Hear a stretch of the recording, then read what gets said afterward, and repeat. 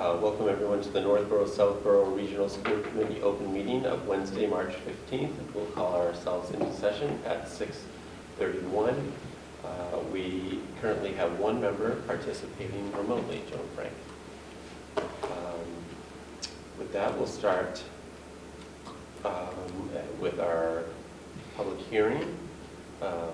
Is this the budget open? Yes. Budget, the public hearing for the fiscal year 24 budget. If there's anyone in the audience that has would like to speak to that, now is an opportunity.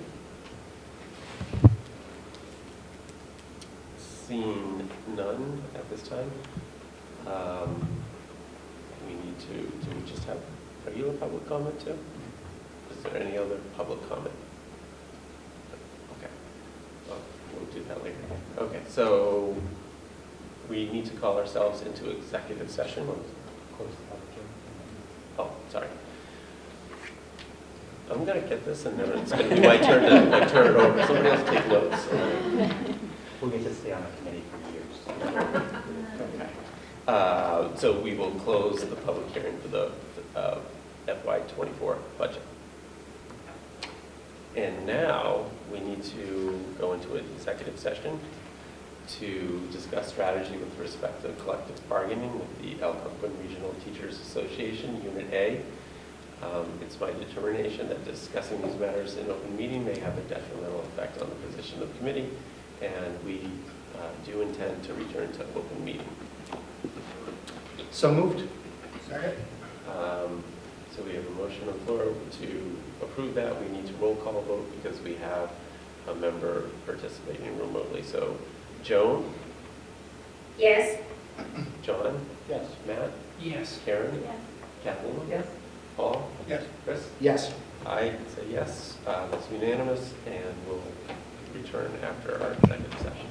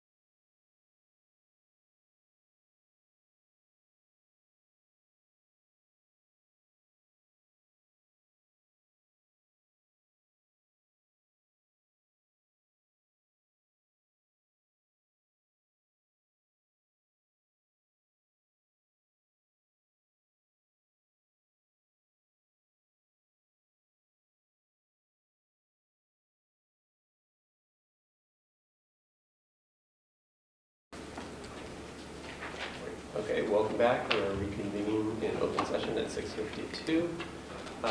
Next on our agenda is action on the minutes. Action on the open meeting minutes of February 15th, 2023. So I need a motion for that. Karen motions, second. Second. Second Kathleen. We'll have a vote. Start with Joan. Yes. John. Karen.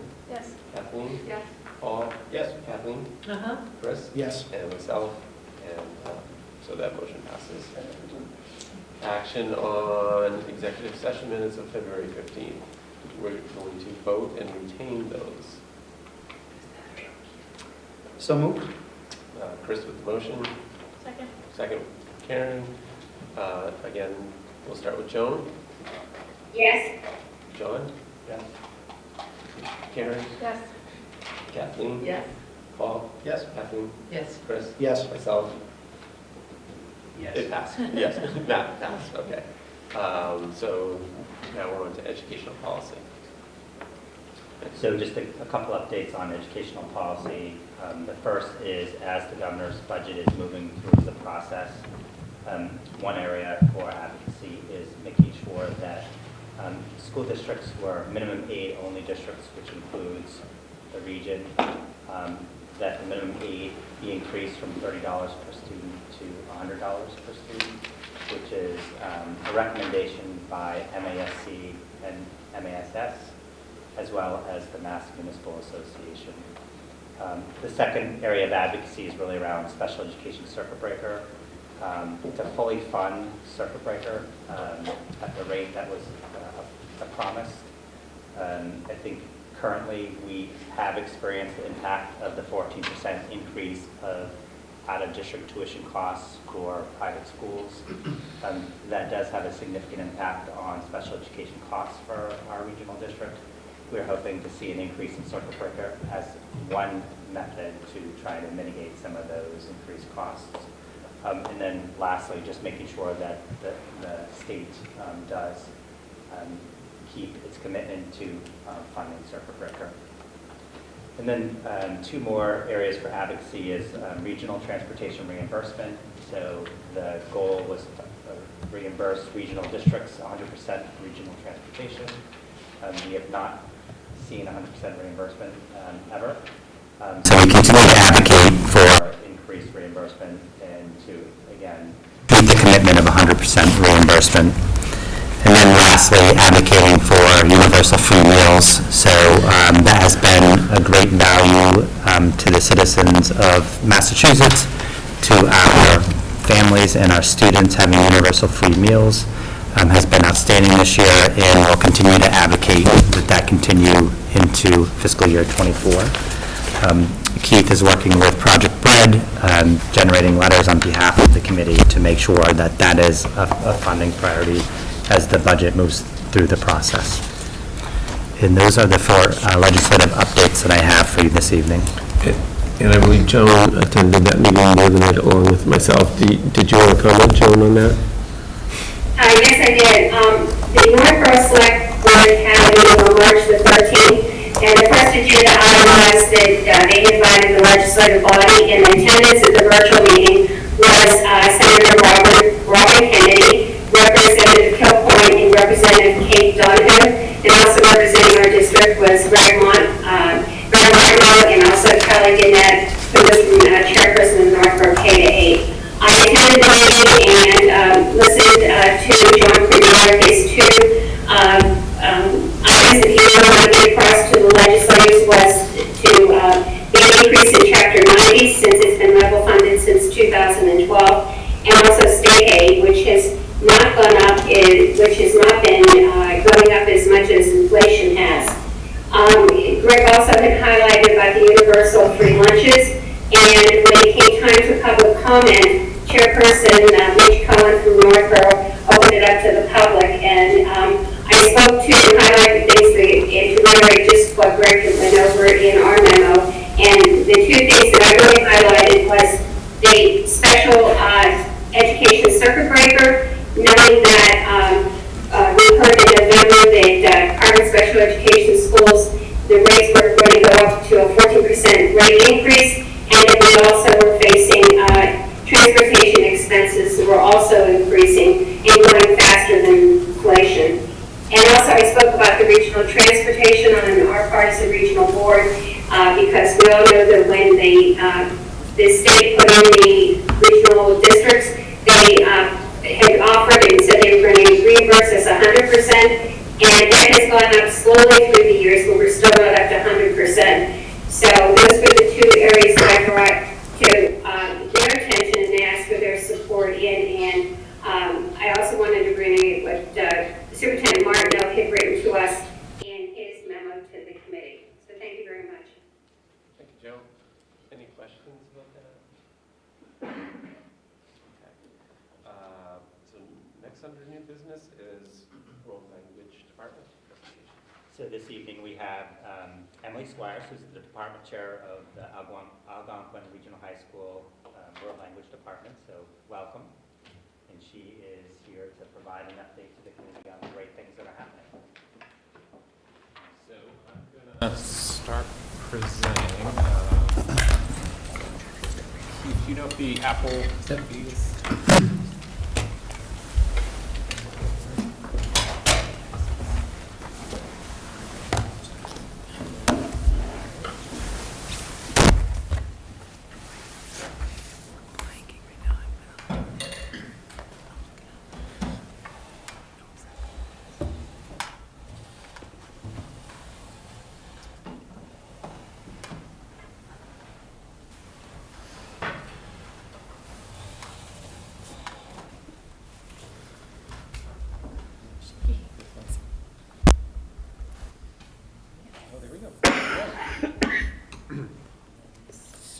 it gives me, I'll just reintroduce Emily Squires is our World Languages Department Chair, and she's got a cheering section behind her, some of our wonderful World Languages teacher, and she's just going to overview our program and take it away, Emily.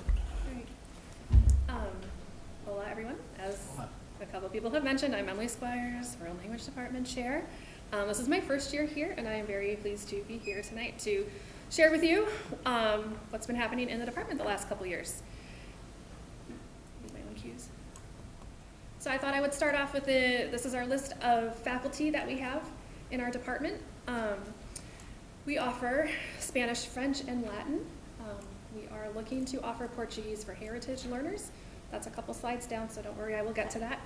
I am joined tonight by a few members of our World Language faculty. I am joined by our brand new hires, Paulini Smith and Augustina Harmon. Stand up and wave. Stand up, wave. Ms. Smith, she did her student teaching with us last year through Assumption, and luckily for us, she wanted to come back. And Mrs. Harmon has a wide variety of experience teaching Spanish at many different levels in other districts. So we're so happy to have her as well. And she's a South Barrow parent. So we're also joined by Evan Greenwald. This is his 5th year here in the department. And he has a notable achievement this year. He is now on the MAFLA board. MAFLA is the Massachusetts Foreign Language Association, the state organization that oversees world language teaching, and especially now helping districts and supporting districts in the implementation of new frameworks, which I will also get to in a couple slides. So we are very pleased to have like the inside scoop with him now. Here you can see these are our course offerings. We offer levels 1 through 5 and AP for or levels 1 through 4 for Latin, for French, Spanish, and Latin. And then obviously, and like I said, we're adding 2 Heritage Learners courses. Of note, our levels 1 through 5 are our core offerings, our core curriculum in the department.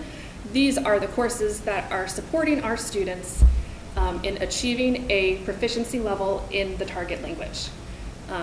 And then we are also cultivating a variety of electives for our students, as you can see, where they are able to kind of expand beyond, our core offerings of the levels 1 through 4, and kind of dive deeper into some different areas of content connected to our offerings as well. Okay, so for the 2023 to 2024 academic year, we are probably going to be able to have Portuguese for heritage learners and Spanish for heritage learners. We are adding that to our curriculum. A heritage learner is defined as a person who is studying a language, and many times it is the language spoken by their family, a home language, and it's not, you could describe it as not fully acquired. Many times heritage learners, their strengths are going to be listening and speaking skills, but what ends up happening is that the literacy skills, writing and reading, don't necessarily develop at the same rate. And so in offering heritage learners, which is going to be different from our core offerings from level 1 through 5, as I mentioned earlier, these students we're going to be able to meet a need of students to help them strengthen their literacy skills in their first or home language. When you have strong literacy skills in your first language, it helps with second language and vice versa. So we are excited to work on that. So Mrs. Harmon we are planning to have her start the Spanish for heritage learners, and she is already hard at work learning about the needs of this population. Mrs. Souza, who's not with us tonight, she is going to be starting the Portuguese for heritage learners next year, and then Ms. Smith, the next year after that, is going to work into the rotation. Ms. Smith is also fluent in Portuguese. Ms. Souza is also fluent in Portuguese. So we do have faculty that are able to offer this language and support it as well. So as I mentioned, it is an exciting time in world language teaching. Massachusetts adopted a new set of frameworks in 2021. These frameworks are grounded in proficiency, When we're referring to proficiency, and you'll hear me refer to it a lot because it's my favorite thing, we are talking about the ability in a language, in our case mostly second language, to be able to navigate many different contexts and situations well. Not perfectly, not native speaker fluency, but well. Our goal for our students when they leave our program, as somebody I know always puts it, I should be able to plop them down in the middle of Madrid or Paris, and they should be able to get what they need in the target language. That is our goal for our students. The frameworks are divided into 3 domains: communication, linguistic cultures, and lifelong learning. Communication is the bulk of what we do in the department, and in the next few years, as we look to implement these frameworks, we will be working on ensuring that linguistic cultures and lifelong learning are going to be included. I took the liberty of matching the 10 practices of the Massachusetts World Language Standards, and I aligned them with the main sections, points, categories, I guess you could call, of our profile of a graduate.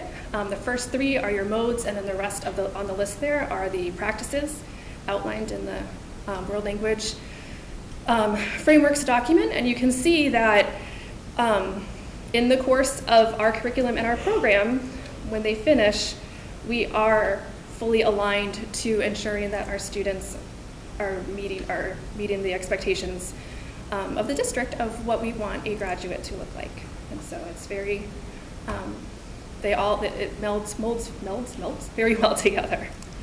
So I know that's small, but it's kind of like big ideas here. Back to proficiency levels. So this is just to give you an idea of what, of how all of this is broken down. You can see that this cone is divided into proficiency levels. Our students, as I mentioned earlier, more or less achieve intermediate high, most or some of our students. You can see that at the bottom of the cone, that novice section is teeny tiny. Students progress through novice level of a language very, very rapidly. And the intermediate level is the one that it's a big slog. It takes a lot of time. There's a lot to work on as you progress through the sublevels, low, mid, and high. And for the most part, our students achieve somewhere in intermediate. Our goal for them is obviously to do as high as we can help them, but they are usually finishing our program somewhere in there. Maybe a couple in advanced level. The seal of biliteracy supports this. Students need to achieve intermediate high on the seal of biliteracy, which has been implemented in the district in the last couple of years, to receive that recognition on their diploma and their transcript. According to my most recent count, we will have 45 seniors, it's possible we'll have a few more, that have earned the seal of biliteracy in Spanish, French, Portuguese, a couple in Chinese, Polish, and German. The non-department languages listed here, those students were able to complete an outside assessment, and they still achieved the appropriate proficiency level to be able to obtain this. And then below that, I just have a brief description, and it kind of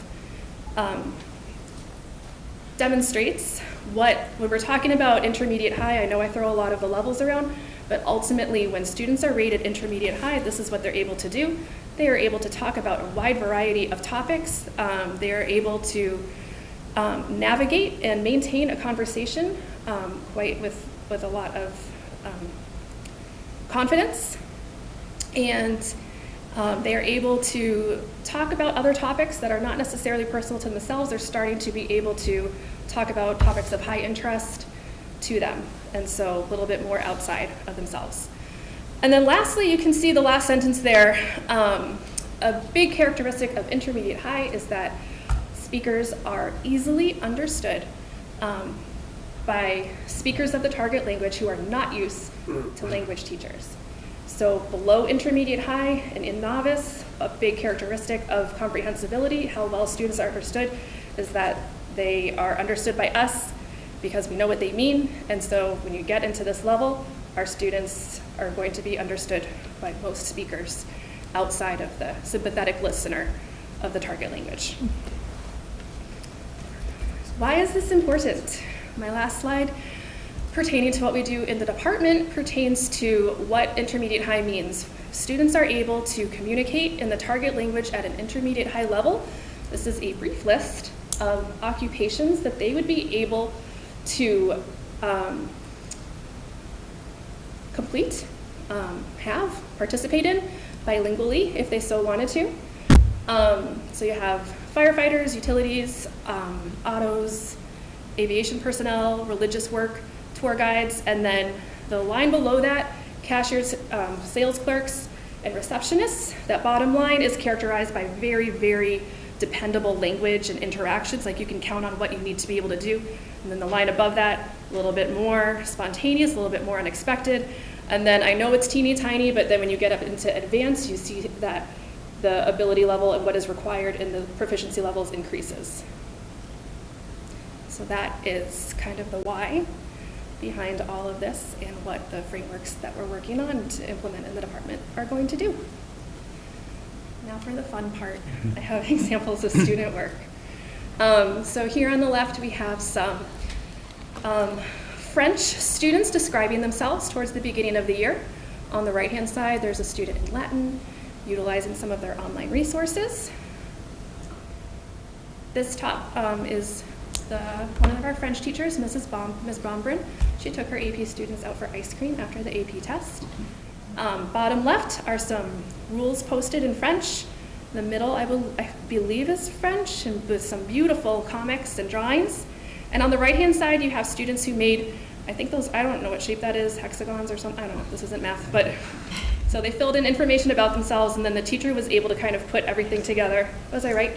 Yes. Was able to put everything together to show how the students are connected to each other.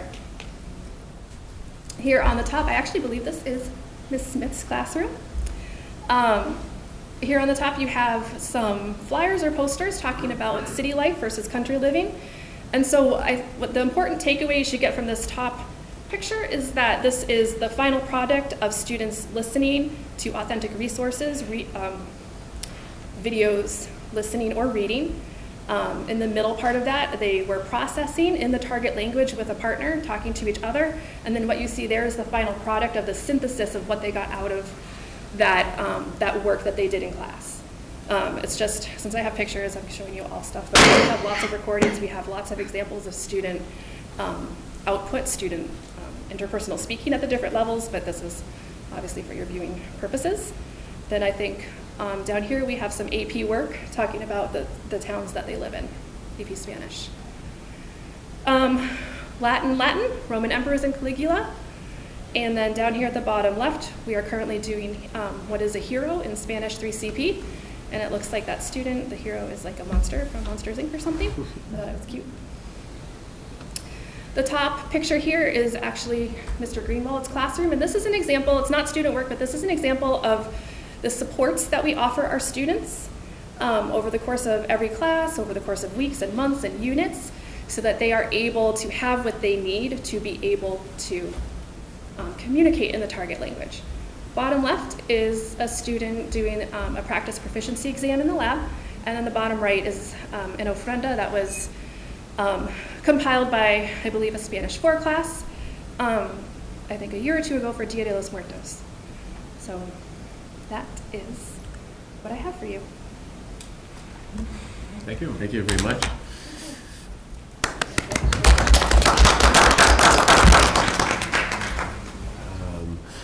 I just, first, as an elementary school principal and listening, like, proficiency is talking about language, you know, because oftentimes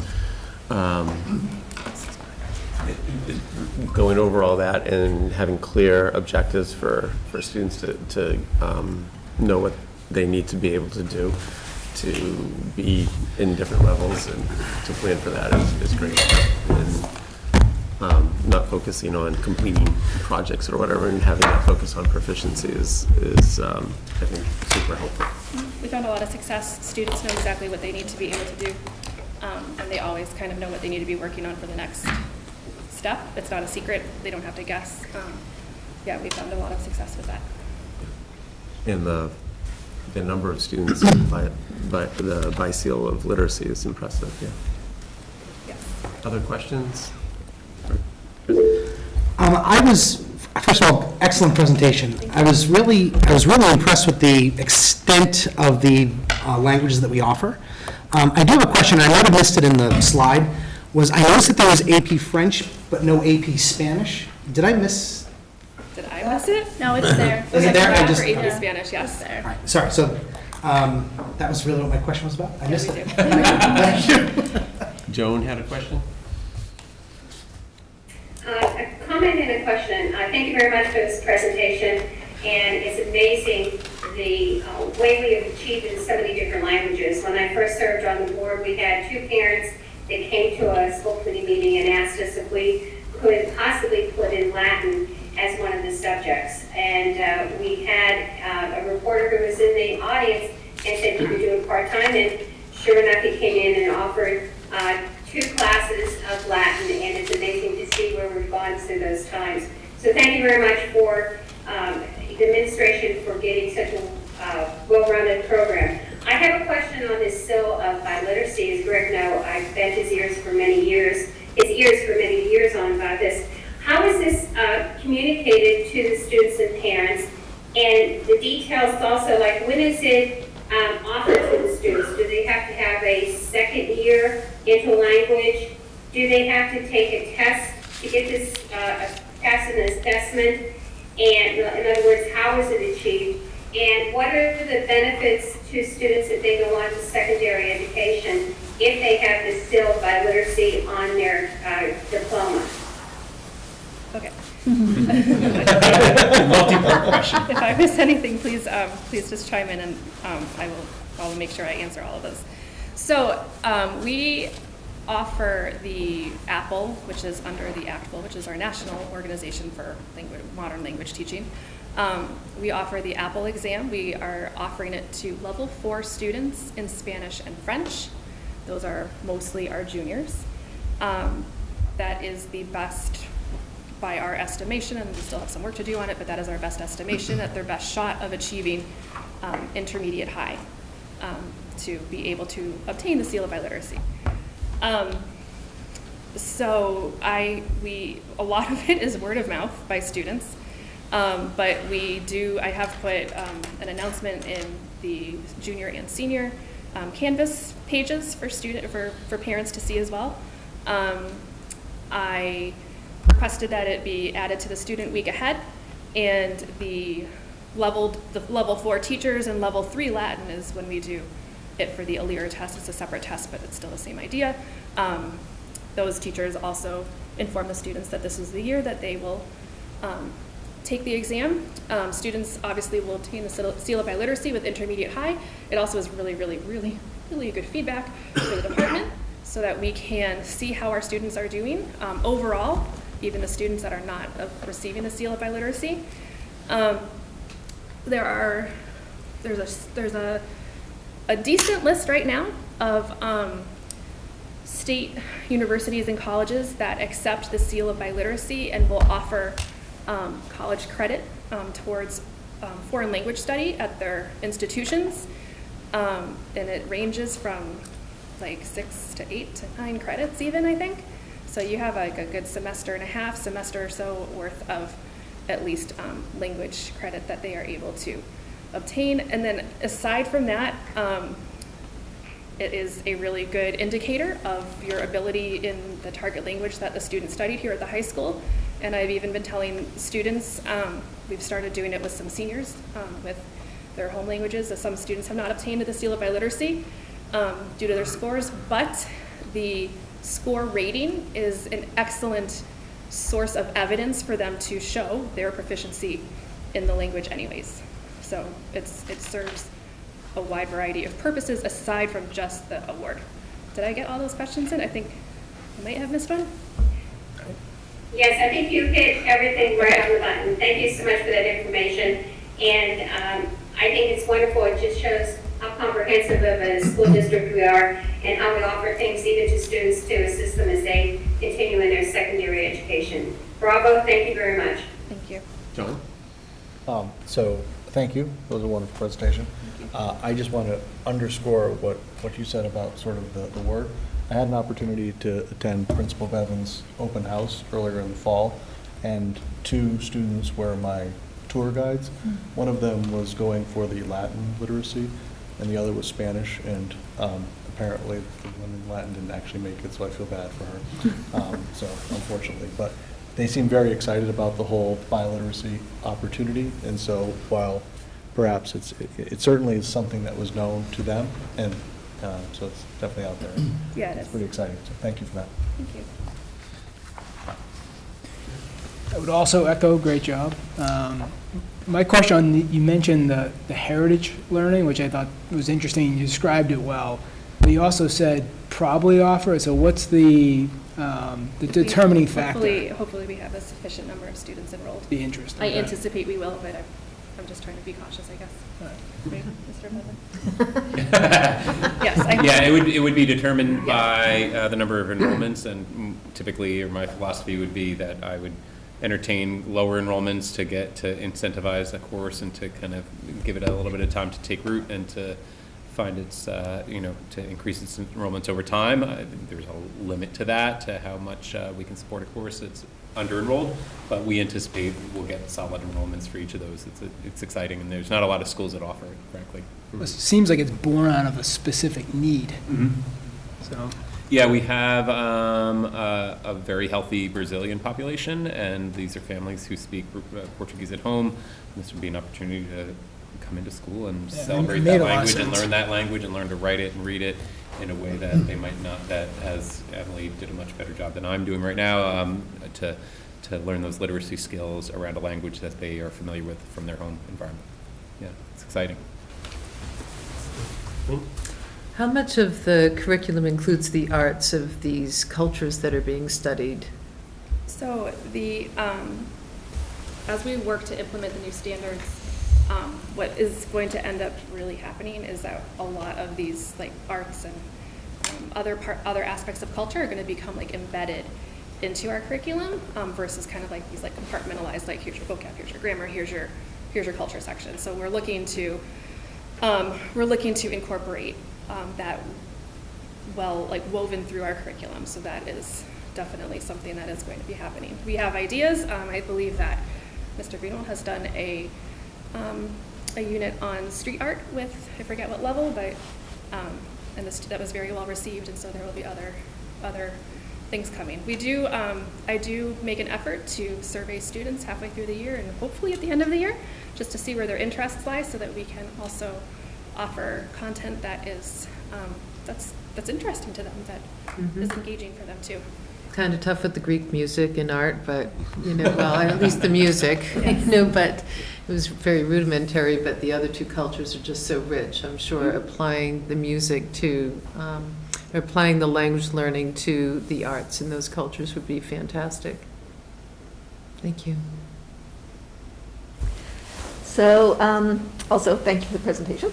Like 10 years ago, Paul Butka asked the question of your predecessor and said, if you had more money, what would you like to do? And the answer was Mandarin.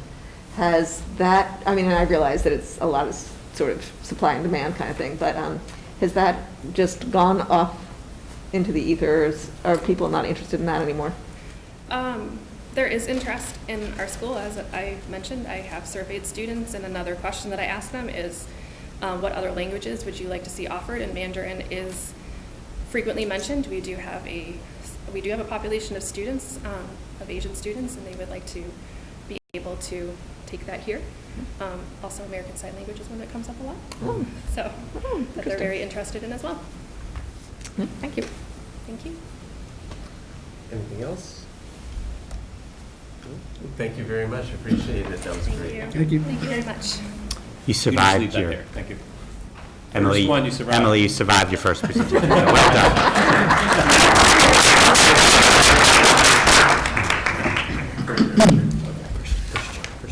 Okay. Next on our agenda is to ratify the agreement with the Algonquin Regional Teachers Association. Go ahead. I make a motion to approve the memorandum of agreement between the Northborough-Southborough Regional School Committee and the Algonquin Regional Teachers Association for a term of 3 years to be in effect as of the first day of the 2023-24 school year and continuing in effect to and including the day prior of the start of the 2026-27 school year, except as modified by this memorandum of agreement. The terms and conditions of the prior collective bargaining agreement and memoranda of agreement will be carried forward into the successor agreements. In this agreement, red indicates new language and strike through indicates language to be deleted. We have a motion. Second? Paul seconded. Any discussion? Then we'll move to vote. We'll start with Joan. Yes. John? Yes. Matt? Yes. Karen? Yes. Kathleen? Yes. Paul? Yes. Kathleen? Yes. Chris? Yes. And yes, so vote approved unanimously. Congratulations, Could Superintendent I just make a Martineau, couple of Heather Richards. just a couple of comments? So first, I'd like to thank the Algonquin Regional Teachers Association, Christina Smith and Nikki Rufo, who are co-presidents, for their leadership. I would characterize the negotiations as collegial, professional, student-centered. I think it speaks to the great relationship we do have with our association. It also speaks to the fact that as a school committee, you really value our educators and the work they do with students, and that is front and center, so I thank the committee. And I also want to thank Becky Pellegrino, Heather Richards, and central office staff who work behind the scenes, making sure that the committee has good data to make informed decisions. That takes a tremendous amount of effort, and it isn't always acknowledged behind the scenes. So thank you. And lastly, just thank the committee for its participation and its commitment to this work.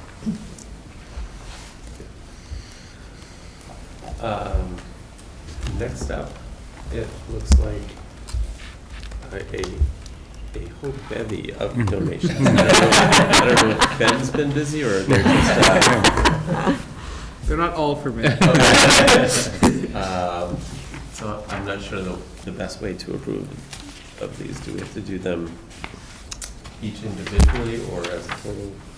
So in an effort, I can just speak to, in an effort to try to expedite it, there's 3 letters and one, each of the letters outlines each of kind of the categories. So the first one is a donation of a piano, a digital piano with a value of almost $6,800, and a dolly to move the piano from place to place, and that would be coming from our wonderful partners at the Northborough Southborough Music Association, who worked not only to donate this, but even to find out what the needs of the department was, and to identify the just right piano and the support mechanism that would allow it to be moved from place to place. So many thanks to Northborough Southborough Music Association for that item. I don't know if you want to go kind of piece by piece. Yeah, we'll go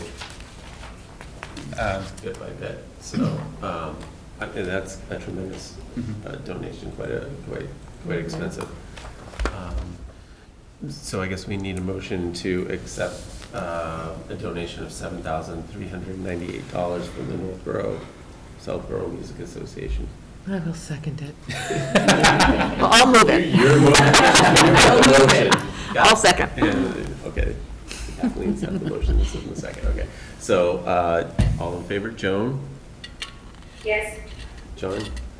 Matt? Yes. Karen? Yes. Kathleen? Yes. Paul? Yes. Kathleen? Yes. Chris? Yes. And myself, so that is accepted.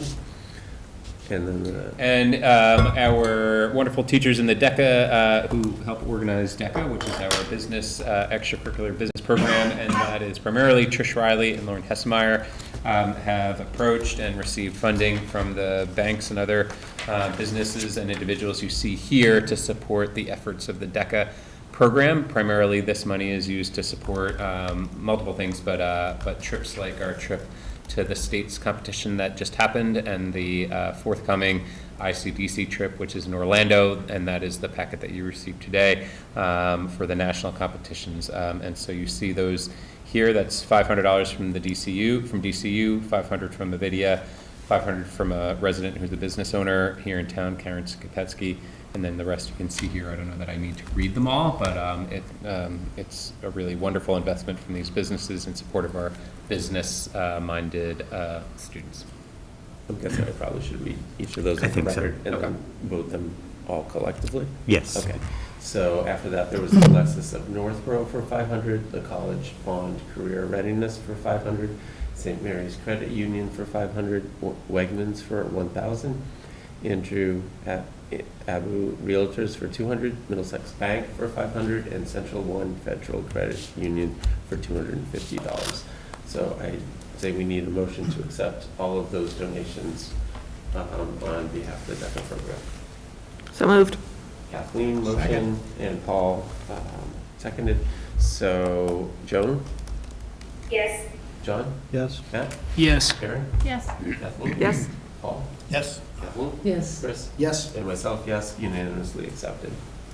And then additionally, we have our wonderful student council. Students and adults, Mr. Barry, have gotten 2 donations. One from $500 from BJ's Wholesale Club to support Putting for Patients, which is upcoming, and $1,000 from Wegmans to support the carnival, which is in May. Great. So need a motion to accept those 2 donations for the ARHS Student Council. So moved. Second. Okay, Kathleen and Paul. So to vote, Joan, Yes. John, Yes. Matt, Yes. Karen, Yes. Kathleen, Yes. Paul, Yes. Kathleen, Chris, Yes. and myself. Unanimous. So we really appreciate the community's support. That's a tremendous amount of money and donations benefiting the students, so thank you. And I just want to point out, we didn't always do this. We didn't always publicly accept and acknowledge, the generosity of our community. And I just think it's wonderful, and I just thank all the people and businesses that really make a difference. Yeah, it's tremendous, tremendous. I'll just point out, again, I appreciate the donations. I think the district, it just shows the generosity of our community, and our students and teachers benefit. Principal Bevan did mention DECA and the event that took place last weekend. And as a result, we have students moving on to the next event for DECA. In your packet, or at the table, I provided a permission for an application for an overnight field trip according to student travel policy J300. It's the school committee's responsibility to approve these overnight field trips. This was a kind of a late emerging event. Typically, we approve these ahead of time, but I would ask that Principal Bevan speak to it and then answer any questions. Sure, so I apologize that I did not get this to you ahead of time in the packet, and that it was my oversight. This was paperwork I had ahead of time, and I just failed to get it to you. But we have, it actually ends up being, the paper we got to you was predicting how many students would be able to, who potentially would be getting to this next level, and we have more, in fact, than what is listed here, which is 18. We actually have 28 students who've qualified for this national competition, which is in Orlando, and so our students would fly to Orlando with our chaperones and participate in this business competition, which is really the kind of the pinnacle of achievement for DECA students. We have, I think, as everyone understands and knows, DECA, we have maybe the best DECA program in the entire state, if not certainly right up there, and it often catapults our students to great success into the business world and to business schools after here. So they would go to Orlando and compete in days of competitions there that would mirror the competitions they just participated in Boston. Are there questions from the committee about the field trip? I can't find it. About the overnight field trip application? So we need to have a motion to approve that. So moved. I second it. Chris, and then Kathleen for a second. So all in favor of approving this tremendous opportunity to Orlando? Joan? Yes. John? Yes. Matt? Yes. Karen? Yes. Kathleen? Yes. Paul? Yes. Kathleen? Yes. Chris? Yes. And myself, yes. So again, that passes unanimously. Thank you, much appreciated. That's great. Another piece that's not quite on the agenda is just some housekeeping. We need to appoint a member of the committee to the audit subcommittee. I think Chris is on it at the moment. Yes. And do we need another No, member? another example of the shoes that Paul Butka left, behind to fill, so. So we need a second member on there? Correct, we need a second member. Could you explain what that is? I mean, I'll do my best to explain what it is. But essentially what it is every year the school district undergoes an external audit. And essentially what it is we review the report that is put forth by the outside auditor. And it discusses the school's finances, make sure that we are obeying all state and federal laws as it relates to the dispensation of funds. From my experience being on the committee these past couple of years, we are essentially an exemplar for other school districts and municipalities in terms of how our finances are operated. So I like hearing that when I go to these meetings. It is generally very light lifting as a result of the hard work by our district finance personnel. Is there anyone who would like to? If I could, so I am willing to participate in that subcommittee. One thing I would ask, and I've offered my services to the budget subcommittee as well, I think, and there hasn't been an opening. So when there is an opening, I would like to participate because I do think those two things coincide. I think it does line up with my professional background as I'm a certified public accountant in Massachusetts. So happy to do it. I think I hear the nomination. Anybody want to second that? Oh, I'll second. Second by Karen. So we don't need to vote No. on that. That's just, okay. District subcommittee. Okay, so there you go. Thanks, Matt. We have a meeting tomorrow night. You didn't say that. Well done. Next up is the superintendent's report. So first on the agenda is the principal's report, so I'll turn it over to Principal Bevan. Sure. Well, thank you. So we have a few things to share with you tonight. We're going to start with, I'm going to invite Kathy Parmignani, Assistant Principal here, in a moment to join me, and she's going to present on NEASC accreditation and our status on that, and she'll walk you through that. I'll talk to you in a moment about, or when she's done, about course shopping, this elective course shopping experience that we developed this year and how that looked and how students and staff responded. And then after that, Ben is going to share his students' report. So Kathy, if you want to come to the podium, we're going to share, you're going to talk a little bit about the reaccreditation. Thank you very much. So we are in year 8 of a 10-year accreditation cycle, and with the new process of accreditation by NEASC, this is the big year. It's no longer year 10 is the big year. Year 8 is the big year where we have to present our full report to the committee. So let me kind of go through the timeline for you. So just to give you a sense of what we've been doing, we've looked at our portrait of a graduate. This past year, we've established our self-study committee. We had sent out students, staff, and family surveys. We've had staff meetings where our staff has looked at our standards and seen where we are on them. We're at the portion now where our committee is really finalizing that evidence and writing the self-reflection report. We have to present that self-reflection report to our faculty for a final vote on all the standards, and that has to be into NEASC by April 3rd. We are going to be having our collaborative conference on May 1st and 2nd this year.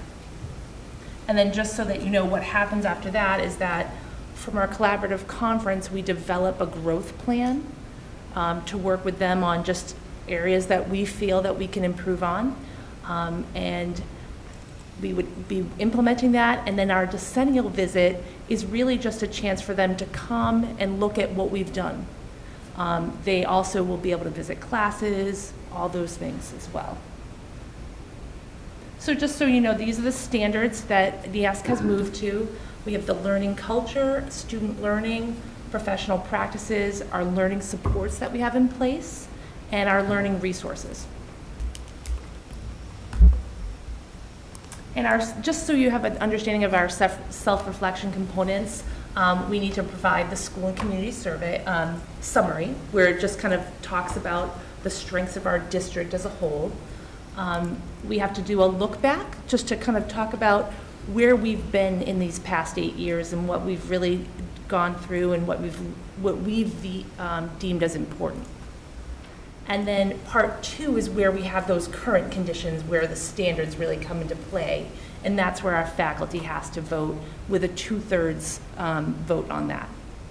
And then some of the things that we need to do is talk about the school as a learning organization and how committed we are to really move those standards forward and have a constant level of always looking for the next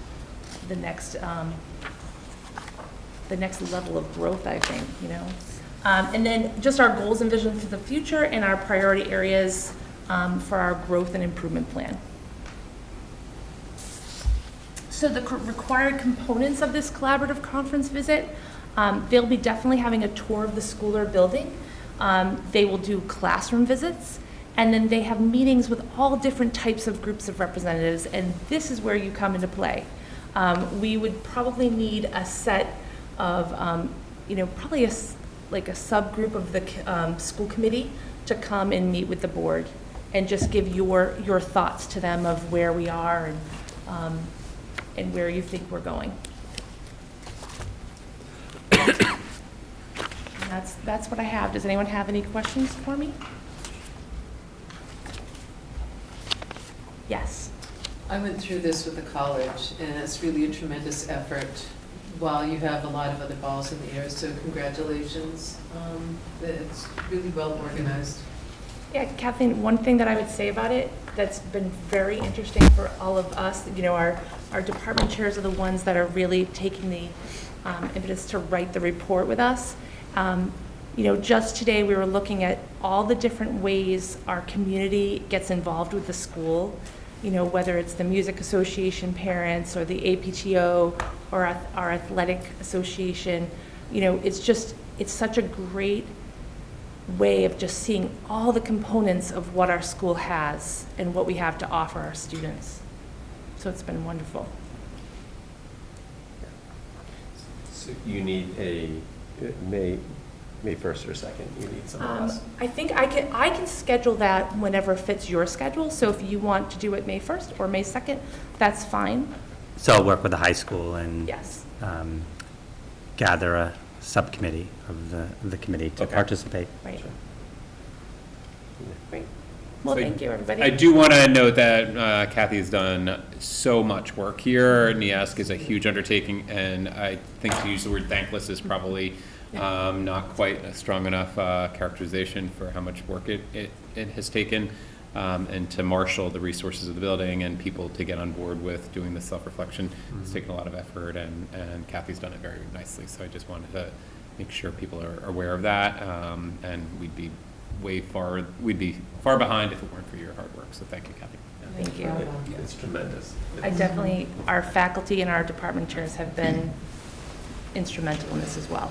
And I'll just add that Kathy has made this far beyond just a compliance exercise. It really is a self-study, a reflection, and really she has used this as a tool to help the high school kind of grow and think about what it's doing well, but where we need to head in the future. So the way she has framed this study has been exceptional, and I think as a result, there's a lot of buy-in in the process. Thank you, Kathy. Thank you. Tonight, I want to talk to you a little bit about course selection and a change that I instituted this year. I think I've spoken in the past about one of the great strengths of our school is our electives offerings. So we offer 80 different electives, and I think in the benefit that I have of having been here at the school, left and been at another school and returned, was I had a perspective on just how strong that elective course selection, the wide variety of selection of courses that we have, that was really refreshing for me, and I came to understand and appreciate it even greater. What I did also understand, though, as I got here and started to understand our process, was it could be strengthened and we could do a better job of placing students into the courses and into the right courses. And so what we had previously done, I think, relied heavily on word of mouth and students talking to other students about what courses that they've had and what they liked. And I think that happened a lot, but sibling to sibling or friend to friend. And what just about every school does the following: we'd ask students to go to the program of studies, which is a lengthy online document, and find courses that they thought might fit for them and to choose those. And for me, I'd prefer, if students are enrolling in a course they're going to spend a half a year in, you have a little bit more information and more high quality information to make those decisions. So I wanted to develop a process so that students could identify courses that better aligned to their interests and strengths than was being afforded by that kind of informal conversation that they were having and that's been having forever, right? Additionally, what I came to understand is, in the absence or in that vacuum of information, departments were selling their courses and talking up their courses in other ways that was very appropriate and certainly working. So for example, in a department like English, you might have teachers talking about the elective course they teach that they're very excited about, and as the course selection process was coming up, they would encourage students to enroll. That would also happen in other departments, like social studies and science and you name it. Where it wasn't happening was courses that don't have those students as graduation required courses already. So a course like the performing arts, like the fine and performing arts, if a student's not already enrolled in a fine and performing art, they don't have the face time with students to have that initial conversation about the other electives they're offering. So there was an uneven playing field between how students were being made aware of our electives offerings. As a result of the uneven playing field, we had uneven enrollments. So the goal of the course shopping, so we came up with this idea. It's based on a process we used at my former school for a different program, but was much the same, was that students could identify the courses they wanted to learn more about, and we'd give them this like almost speed dating version of learning about those courses in real life, around the building, in the rooms that they're taught by the teachers they're taught, and they'd self-select into those. So this is what that looked like. On February 13th, we had class meetings to tell students about this thing that we were going to try and they'd never seen before. I think they were a little bit puzzled and they didn't really know what to make of it. On the next day, they chose via Google Form 8 courses they wanted to course shop and learn about.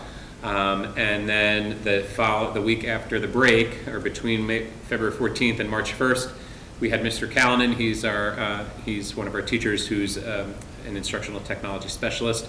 He took all that data and he crunched what amounts to a master schedule for an hour-and-a-half period where every student got to meet 6 classes taught by the classes and the teachers that teach them in the rooms that they're teaching. So every student got a personalized email from me that said, "Dear John, here's your schedule for Friday. We hope you enjoyed this experience.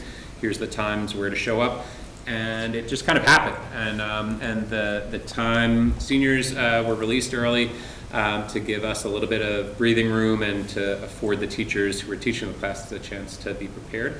And students went to these classes. We didn't have to take attendance, and it wasn't for credit, and yet students got where they needed to be, and the halls were more quiet during course shopping sessions than they are even during the regular rest of the day. And students rotated all the way through and got to see, and this is an actual student schedule. So if you can imagine, a student this year had the experience of identifying 8 courses, and we were able to fit them in for 6, and that student learned about construction technology, and then they swung over and learned from Miss Gallagher's American pop music, jumped into art upstairs, learned about biotechnology, and then into urban gardening, and then AP environmental. And so that student from there, as you can see underneath that, March 6th through 19th, we're in that window now. They would take what they learned and how that contributed to their understanding of those courses, and they would make their actual prioritized list of course selections, and then Kathy will do the magic of building a master schedule around what those enrollments do for our numbers. So what it looked like here, I just took a couple photographs. In 10 minutes, the teachers would, convene a group of students who they didn't know mostly, because they were just kids who were enrolling in their sessions, and and they didn't know each other, so they were like aggregating themselves in a classroom for the first time ever, and for just 10 minutes. And so here on the bottom left, we had Mr. McKay, who teaches criminal justice, and he had the students try to solve a crime in 10 minutes. So those slips are clues to the crime, and they had to work with the students who they just met, and they had to like reorient and organize the details of that crime and figure out who solved the murder, who was responsible for the murder. And he talked about like this is an emblematic learning experience that you would have here in this class. He also had a chalk outline on the floor. He really like played it up, and students were very excited about that. In the bottom right-hand corner, that's a course that is getting a lot of excitement. It's a new one for us. It's called Baking and Pastry, and students got to not only they got to eat cookies, which was certainly a selling point, but they got to see, you can't really see it in that picture, but that's one of our rooms that has 6 cooking stations. So if you're a student who's never been in the applied arts wing, because you're a freshman and you just didn't fit into your schedule, you had an opportunity to see our several rooms that have ovens, stoves, refrigerators, and our kitchens where our nutrition classes are taught. And then up on the middle, that middle photograph, many of our seniors stayed behind because these were classes they were really excited about and wanted to like convey that enthusiasm to their younger students, and teachers, of course, accepted or asked for that support. And these are 2 of our senior ceramics students who were doing a demonstration out in the hallway as students that were in the classroom learning about ceramics. And in the ceramics, I don't have a photo of this, but in the ceramics class, they were playing with clay and hearing about the kilns and hearing about the courses and what they might be creating, and what kind of students are successful in that course, and what their levels of interest or what skills they might develop in that course. So a little bit of data, and then I'll certainly, any questions anybody has. I asked students via Google form right after this, to what degree did course shopping impact your course selection choices? Because that was the goal, was that we would have this impact on having them explore these courses in a more hands-on and realistic way. And on the left-hand side, this is a Likert scale. The left-hand side was that not at all, the course shopping did not help. And the 5 is that it had a significant impact, and primarily our students are reporting that on a 1 to 5 scale, they were rating this a 4, that it had a pretty heavy impact on how they're considering the courses they're going to enroll in. We asked teachers as well, because this was a big investment in time and energy from staff, to reinvent a process that, in a lot of ways was working just fine. I asked teachers, was this process effective, and were we effective in working together to create a process to align students through course shopping with courses that aligned with their interests and strengths? And the blue and the red combined for effective and somewhat effective. So teachers reported that this worked pretty well. And then the other goal that I had explained was that like leveling the playing field goal I explained, was that course shopping was designed to provide a uniform process for departments to share information equitably about their electives. And again, that blue and the red are the positive indicators that suggest that they see that this course shopping event went pretty well. There's definitely areas to grow, and some things that we'd like to learn more about, and I can share it with you. Those are, with students, they really wanted to, when they named 8 courses, we only got them into 6. A lot of students felt like they might have not gotten into the 2 that they truly wanted to learn more about. So our learning was that either you give them all the ones that you want, or you ask for fewer. If you can only fit them into 6, which we didn't know, we've never done this before, building that master schedule had more complexities than we anticipated. We will probably only ask them for 6 and then fit them to 6, I think, in the future. Or we'll ask them for 8 and make sure we get them into the 8. And there's some restrictions I won't bore you with that I think once we loosen them up, we could potentially fit them into 12. They also reported a lot, this happened through the feedback a great deal, they wish they had more time. So 10 minutes, if you can imagine that 10-minute kind of solving a crime, it went really quickly, and it was 6 of those with 5 minutes of passing time, 10 minutes, 10 minutes, 10 minutes. They really enjoyed the hustle and bustle of that. And they just flat out wish they had more time to do it. One student said, "I wish we did this all day." I kind of thought to myself, you do that all day, but you just don't do it with, you just don't happen to do it with a different set of teachers. You don't know them. You're recalibrated with all new kids who you don't know all different grades. So I can see there was something very appealing about the novelty alone. And staff, the number one, I wouldn't call it a complaint, it was just a remark, and it was absolutely true, is that it was a very challenging, very tiresome day. So teachers taught all day through to 12:55, so they might have taught their 5 classes, because we ran all 5 classes. They were shortened by a little bit, about 5 or 10 minutes, I can't remember. And then we gave them a 10-minute break, and if you teach electives and you had 6 course shopping courses to teach, you did 6 10-minute courses to kids you've never met to pitch a course and talk about, this thing that you're excited about. And then it was like, you're done. And so teachers really reported that it was really physically taxing. It was just a lot of effort. It was just a lot of work that I think we got great results out of, but we need to look at a schedule that would be a little bit more forgiving for teachers, maybe a little bit more room for them to have break. I don't know, we'll have to figure that part out. That's definitely a challenge. I think it's an overcomable challenge, but we're excited to meet it.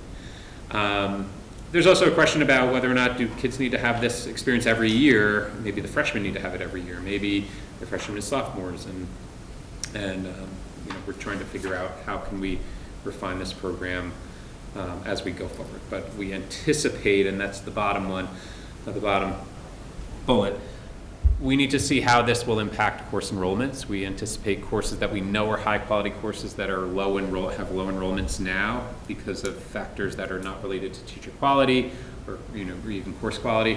That access is low, students' awareness of it is low, so we've really reduced those barriers, and our goal is to take really high quality courses and match them with the number of kids we think in a perfect world would be enrolled in those courses. So we're going to watch those enrollment trends on the 19th when that window closes. We'll know if this worked. John. So, thank you for this. I think this is a great idea. So, the only thing that I've made this comment several times in a few meetings that I've been to. I think that it would be really great if we could figure out how to get the 8th graders involved with this process. I happen to have literally gone through the course selection with my daughter prior to this meeting. Yeah.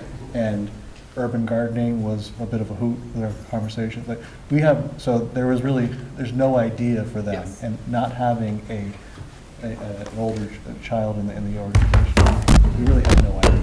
And so Yes. figuring out how you get that information out to both Mellish and Cavalier, in my opinion, is critical, because I think you're missing out on. I think you're exactly right. I think we put a big dent in this lack of sure. understanding, and I think now that we have this infrastructure and this awareness, and we know we can pull it off, I think we can go to I think that's the next group. We need to say, we can do better with our upcoming 8th grader, our rising 9th graders, which does not help your 8th grader, unfortunately. But that I do agree is an area. She's not taking urban gardening. Urban gardening, yeah. Yeah, thanks. This is great. I'm just thinking about the schedule.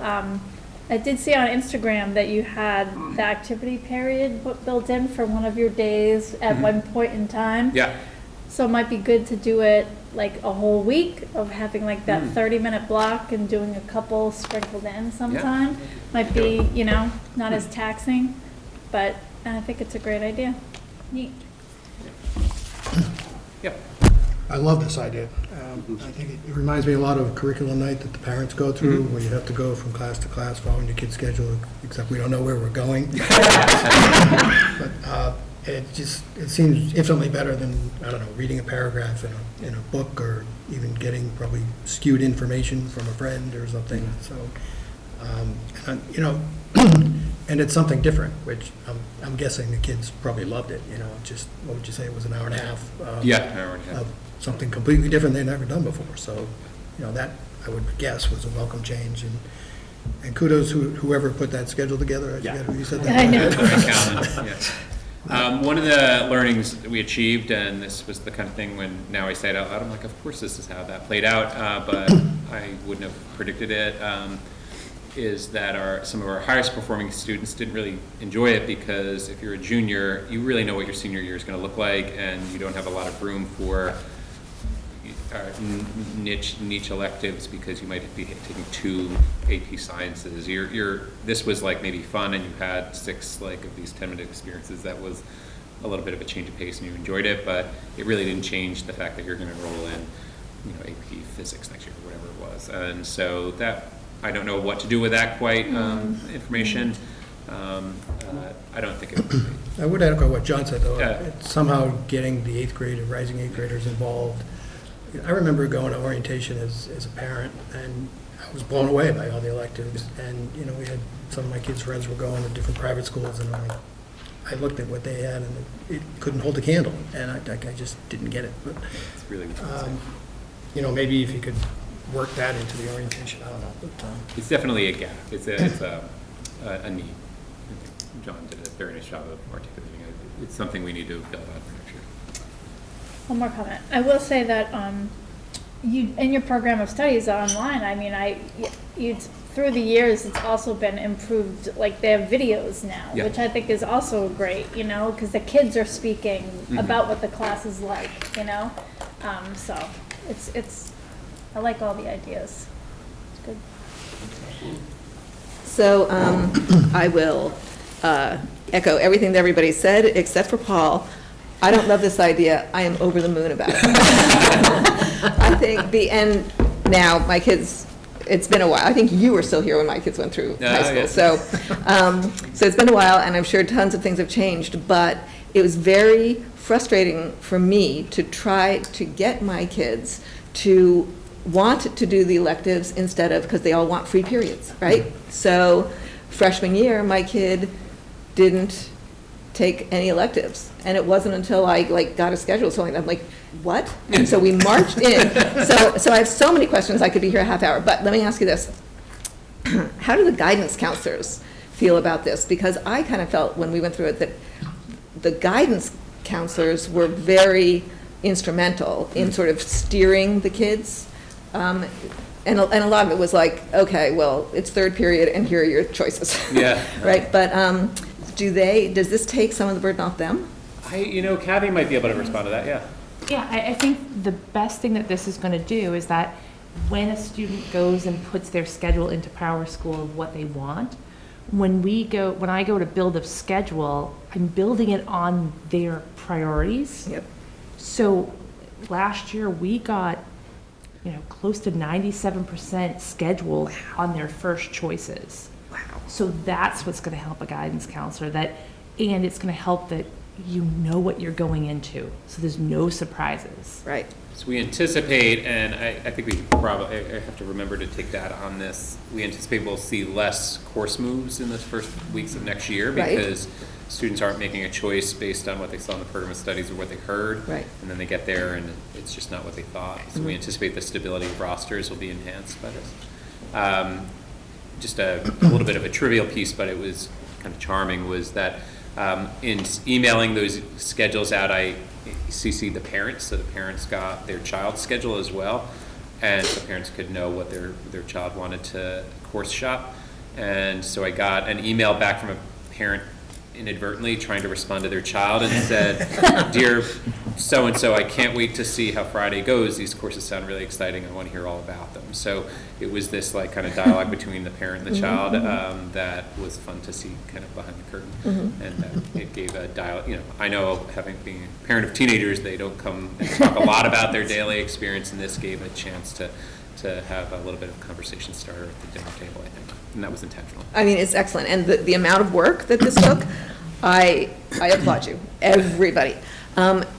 So the other thing, because I was so passionate about making sure that my kids, took advantage of the electives, right? Because I'm like, just feel gratitude that you have this, which is tough to sell to a teenager. But it'll be interesting to see the data for how many free periods were taken before this. So I don't know how you capture the data, but if you have data for the last, 5 years of how many free periods there were versus after you implement this and see how many there are afterwards, I'd be really curious, because I think that that will, you know, I mean, it's great for everyone to have the 97%, but I think this will also expose kids to, you know, maybe try stuff outside their comfort zone that they might otherwise have just wanted a free period. So I just think on all levels, this is phenomenal. Well, thank you. Yeah, we're really proud of it, and I'm very proud of my staff who, I went to them in January and said, I have this crazy idea.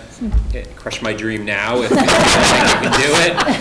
And they got on board, and it took extra work, and about a third or 40% of our staff have no electives. And so what they did during course shopping was they were in the hallways, like making sure kids were where they needed to be, and they also worked on NEASC. So like they pitched in, and it was a team effort. And, you know, I'm excited about it, I'm proud of it, and Mr. Cowan did wonderful work. And I think we had a lot of startup costs, not actually in dollars, but just in developing the schedule and learning it as we go, that we're not gonna have to endure it for next year, that we, you know, you can't just like roll it right back out. It's gonna take all that data management again. But Mr. Cowan said that he learned a lot in building that schedule, that it'll accelerate that work in the future. So we're really excited. I do think John brings up an excellent point. There's no way exactly to do this with the rising ninth graders, but we can do better than what we do. And I think that's what we're learning as students. When you're aligning them to a course they're going to spend a half the year in, you really do need to be intentional about how you do that. And we're excited about it. Bravo. Thank you so much. So Ben is, I think, so we already went through the questions here. So I'm kicking it over to Ben, who is going to deliver his student report. Should I go up there?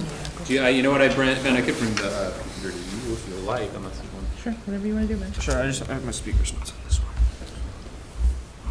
You can check my email and answer some if you like. They're probably from me. Probably my most frequent emails. It's so true. Good evening. First, thank you for approving those donations from earlier. The donations have been so helpful this year. Everything is just so much more expensive. It's unbelievable. I just ordered the hamburgers for Carnival, and they doubled in price since last year. Weird other fun fact, the most expensive part of a pizza supply chain is now the box. He said he can give me pizzas for $6 a piece if I can figure out a way to get them without the box. So, there's that. So what's kind of events and stuff coming up right now? Tomorrow night in here, our freshman history kids are writing their first big history paper, and that's due next week. So the Writing Center, the AWC, hosts these Night Against Procrastinations for big assignments like this. They also do it for like college essays and such. And these are like really great experiences for kids to come and practice writing and get help from like really experienced tutors. So that'll be right here tomorrow night for the Civil War essays. Tomorrow night also is Algonquin's Got Talent. So this is the variety show. It's a big old talent show. We haven't had one in a couple of years, but the sophomore class has been working hard on planning it. I think we just got the finals, and it's 18 performers or groups performing. One of them has 20 kids singing. So that'll be a fun event in the Black Box tomorrow night. This past weekend, the cast of Tartuffe finished their run. So this was a 17th century play in rhyming couplets translated from French that a bunch of high schoolers learned and did an amazing job with. It was hilarious. We sold out the Black Box 2 nights in a row to add more chairs. It was fun. Also with the Writing Center, this weekend, a group of them are going down to Washington, D.C. for a conference of the Secondary School Writing Center Association. That's something you guys approved a little while ago, but they're all looking forward to that. And then, I'm a little biased putting it big and center in the middle, but Putting for Patience is coming up next weekend. This is a big fundraiser the Student Council does for the Jimmy Fund. So we're turning the gyms here into a giant 18-hole mini golf course, and all that money is going to raise money to fight pediatric cancer. So that's coming up. A lot of good things coming up. And then also, like Mr. Bevan and Mr. Martin and I were just talking about, kids are really excited about going to ICDC, the DECA International Competition in Orlando. What else? So this is something kind of fun. We've had a lot recently of kids going down to the other schools in the district to kind of engage the younger kids in like the high school activities. So on the left there is the cross-country team went and read books to kids at the Lincoln Street School last week or 2 weeks ago. And today, actually, the soccer team went to Peasley and did the same. And then on the right here is the Adams Club. So this is a group of science students led by Miss Anini, who are going to all the elementary schools over the course of the remainder of the year and doing science experiments with them. And the kids who I've talked to who are doing that really love it. It's like a great opportunity for them to like do like kind of fun science experiments without like a lab report to come after. And then also like watching the kids be really engaged in whatever they're doing, potato batteries and such, they've really liked. And they're going soon to Woodward and Proctor and hoping to line up the rest of the schools shortly. Not pictured because it hasn't happened yet, but something else that's coming up is after the AP exam, the AP Gov kids are going to be, there's going to be some Peasley classes of 5th grade civics students coming up to Algonquin, and they're going to be kind of practicing some leadership and instruction in teaching a civics lesson to these younger students. So Mr. Kellett and the kids doing that are all really excited about that, and that's going to happen in the end of May after AP exams. Wi-Fi has certainly improved, but still not perfect, but the improvement has been noticeable recently. This week especially has been pretty good compared to the rest of the year. So that's good news. Some student government updates. So last week I briefly talked about our expansion of the free menstrual product program. I wanted to go a little bit deeper into that. So kind of some history. Before the 2020-2021 school year, the only locations for an all-gender bathroom or free menstrual products was in the nurse's office, which is quite a hike depending on where you are in the building. We timed it, and it was like 8 minutes round trip from Math if you needed to use that. And then in the spring of 2021, we added in 3 all-gender bathrooms, kind of spread out a little bit more around the building to kind of give access to students who wanted a non-gendered bathroom. In the fall of this year, we expanded that by adding in free menstrual products to all of those all-gender bathrooms, kind of giving access to students who might not have or be able to afford menstrual products, easier access. Now we've expanded this even more. Just this week we finalized the addition of free menstrual products in 4 of the female bathrooms, spreading them out a little bit more. One thing we heard is that students who needed the all-gender bathrooms weren't able to get in because other students were using them to access menstrual products. So where there already were menstrual products in the all-gender bathroom, we've also put them next to them in the female bathrooms as well. I do want to also thank the facilities department, who's kind of taken a big step in this all. At first it was kind of students running around frantically restocking, and Mr. Gorman and his team have taken this under their wing and started to add it into their regular stocking rotation. Kind of looking forward, our goals from the student council's perspective is to add in some more all-gender bathrooms to make them more available, with the end goal being that, you know, if a student uses a gendered bathroom, a student who uses an all-gender bathroom would be able to walk the same amount of distance and not have to go further out of their way and miss a disproportionate amount of class time, and also continuing to expand access to the free menstrual products. Also on that note, Ms. Duggan has been helping us a lot with that, with trying to source funding for the menstrual products, so shout out there. Other stuff, we have coming up pretty soon some changes that are going to be passed to our student government constitution, so we're excited to present those to the administration, some changes to the election procedure based on feedback from how last year went, and some more changes to kind of improve and update a relatively aged document. And then finally, from you, we just kind of wanted to hear on the policy that we proposed last month, kind of when the policy committee might be meeting to discuss that. If Mr. O'Shea, Mr. Martineau, you could give us some insight on that. And then that's it. We'll start with any questions or anything on the presentation. Karen? I just want to say it's so great to see you guys all going down to the elementary schools, such great role models. It's fabulous, good job. I want to see more of it. I love that the civics projects. I know that's part of their new standards, part of everyone's standards, but it's really important. So close to my heart, so thank you.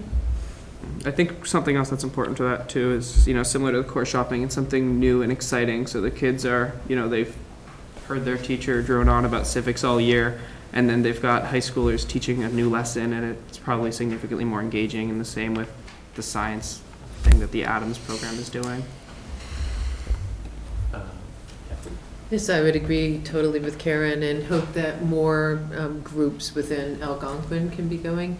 And I will say I was really pleased to go to Tartuffe. I had never been to the Black Box, couldn't find the Black Box, I ended up in the gymnastics world, which was confusing and scantily clothed. But I did find that the Black Box was an extraordinary physical asset that I didn't know that we had. I went with a neighbor who never comes to Algonquin, never went to school here, and I loved her comment. She said every time they leave to go out the door, as they came in and out of the scene, they looked so happy. And it was really tremendous. I thought the memorization was extraordinary. So I had to memorize my narrative for a TED Talk, which was like 14 minutes.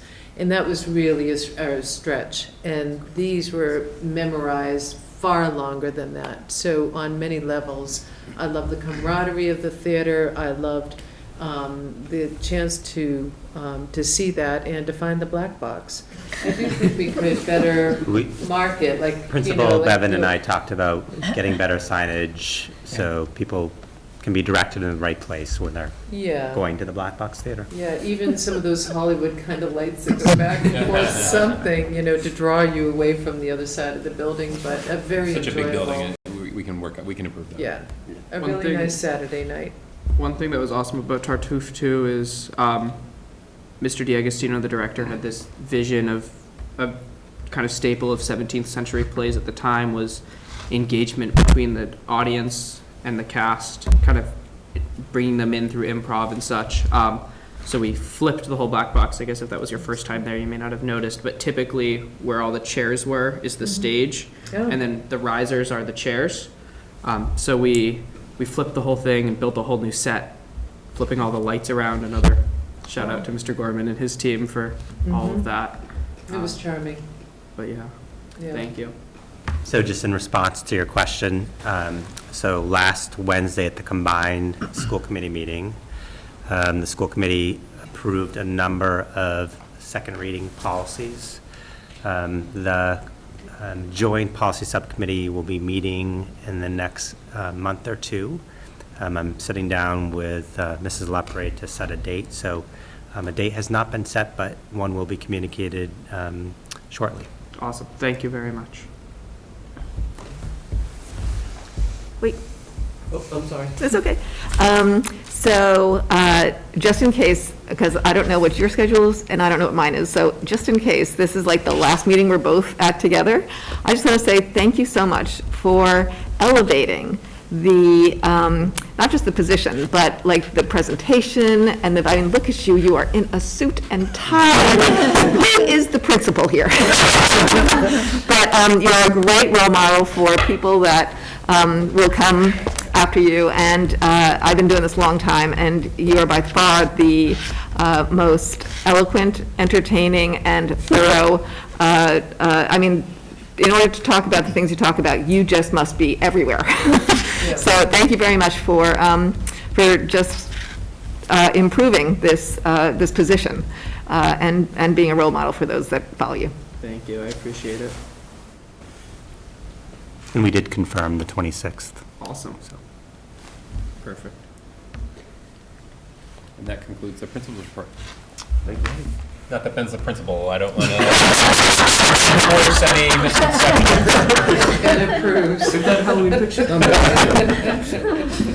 So in your packet is the enrollment report as of February 14th, 2023. And as this time of year, the enrollment data remained fairly consistent, although we did add 2 students from the January 14th, 2023 enrollment data. Also in your packet is the FY23 monthly general fund expenditure report and the statement of revenue, which I will turn it over to Rebecca Pellegrino to provide a review. So yes, the monthly general fund report that is included in your packet is as of February 28th, 2023. Since last month's report, you will see that the bottom line has decreased by about $50,000. However, the budget does continue to remain steady. We are actually, I do have to say, I have to compliment the finance team because they've done a great job at encumbering all of our anticipated funds. So we really aren't seeing any wide swings in our expenses from month to month. We did have $453,426 remaining, or 1.76, which is not far off from where we were last year, which was $295,000, or 1.18% remaining. We're currently reviewing our utility projections. I do feel comfortable with the projections that we've made, but now that we are hopefully ending the winter months, we are going to be looking forward to the next few months and seeing where we stand with those. We've also had a few unanticipated building repairs that have been required, and Keith and I continue to work with Mike Gorman on those projects. But otherwise, there are no reports to, concerns to report at this time.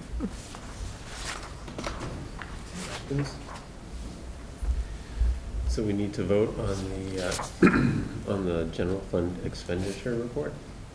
We accept that until audited. So moved.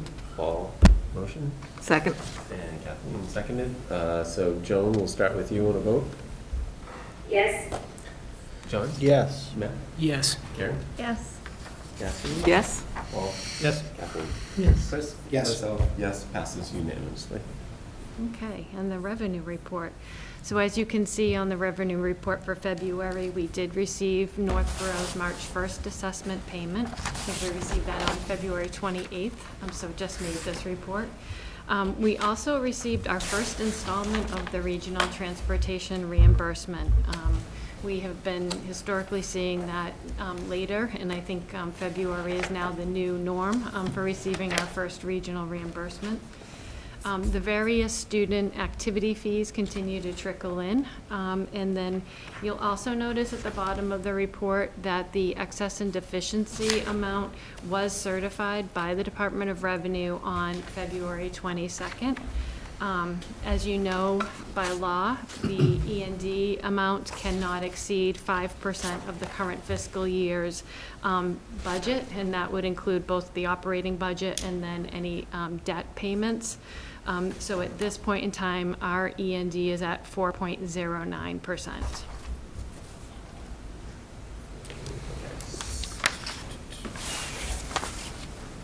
So statement of revenue, okay. Could I just make a general comment, too? I do believe that at believe the January meeting, there was a request for the balance sheet to be shared. My intention was to include that in the packet, but as I look through my packet, that is not included. The Finance Department did create a balance sheet for the committee to review, and I will include that in the April packet. Thank you. Do we have to approve it? Okay. So also, in your packet is the school committee approved budget for FY 2024. Do we, sorry. We have to vote the statement of revenue. I think we usually do vote on that. Yes. On my cheat notes, it didn't have it, so. Make a motion to accept the revenue report as presented until audited. So motion made by Matt, seconded by Paul. Let's vote. Joan? Yes. John? Yes. Matt? Yes. Karen? Yes. Yes. Yes. Yes. Kathleen? Chris? Yes. And myself, yes, so that passes unanimously. Excuse me. And that brings us to the athletic complex. And I will be giving a presentation so people can get situated in a comfortable spot.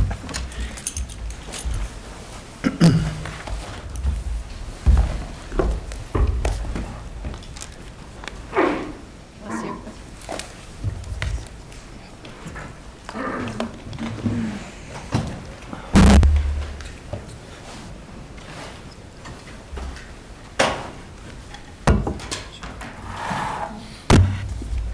I just got promoted. You did.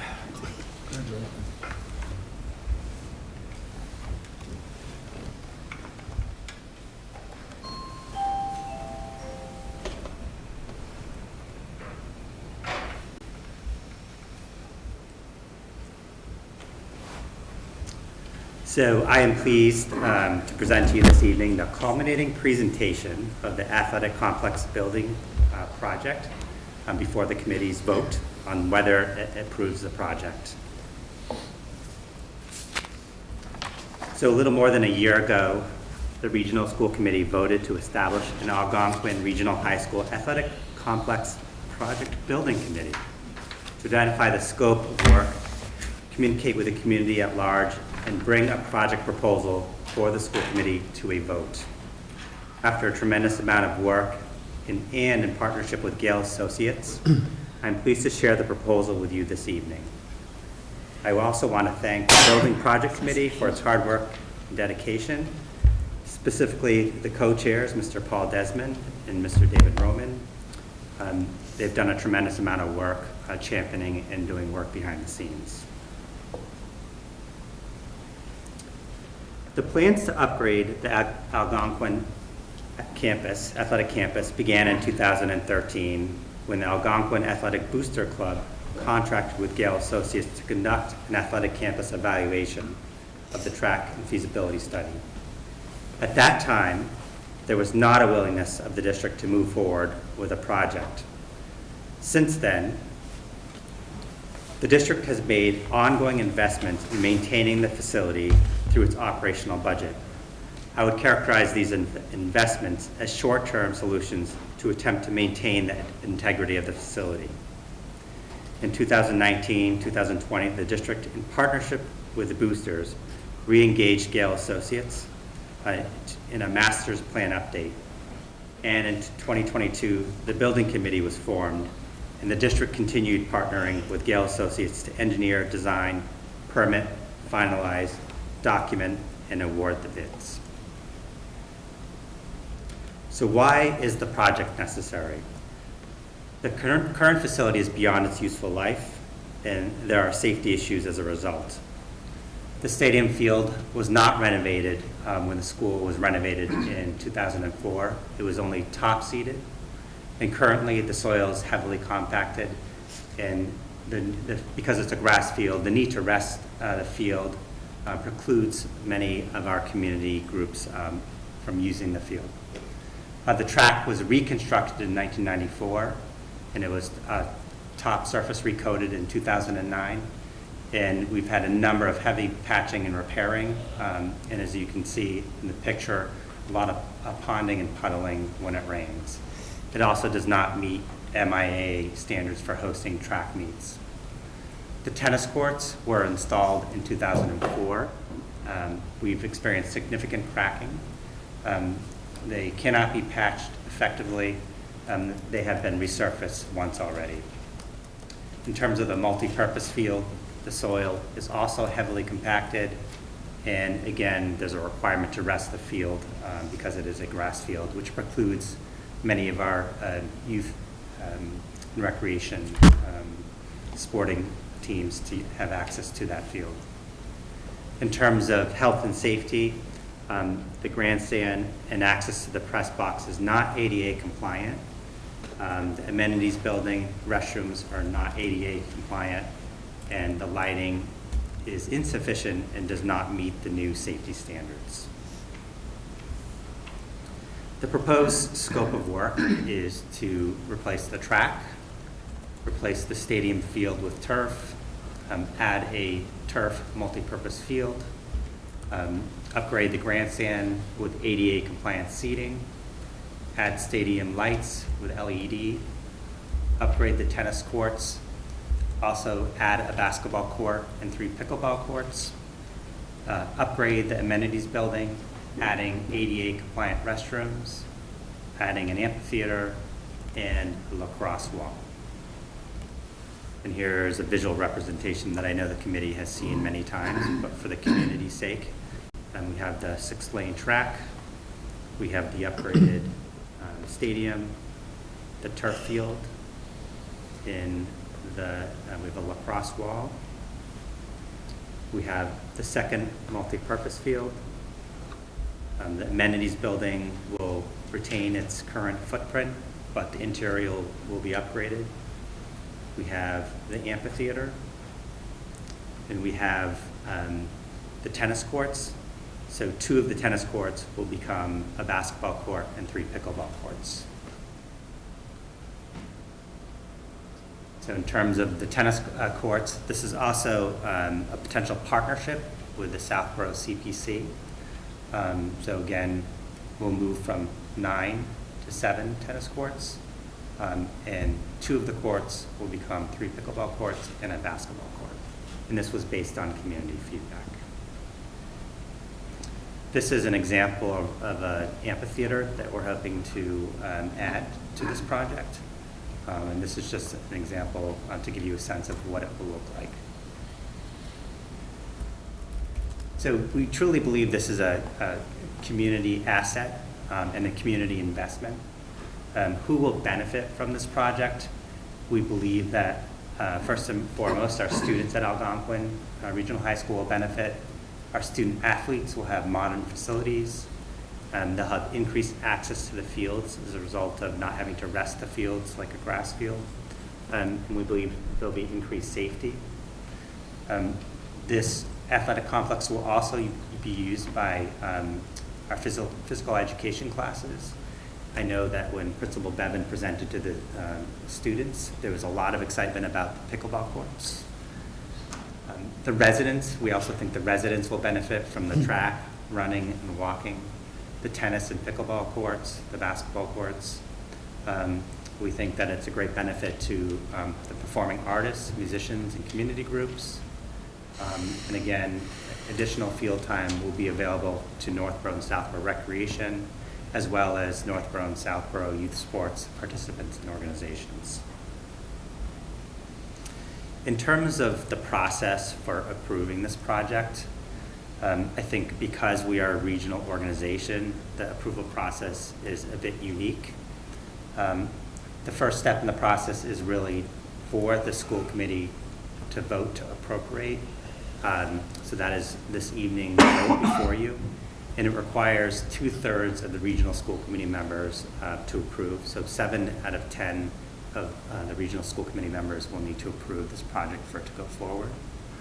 If it does, if it is voted this evening, the next step is to notify both select boards within 2 days from the date of the vote that there is an intent to assess the debt to each of the communities. Mrs. Pellegrino has prepared the communications in case it is a favorable vote this evening. And then from the vote, each community has 60 days before the debt is able to be authorized. The timing of this vote this evening allows for each of the town meetings to take place and this to be brought forth to the citizens for a decision in both Northborough and Southborough.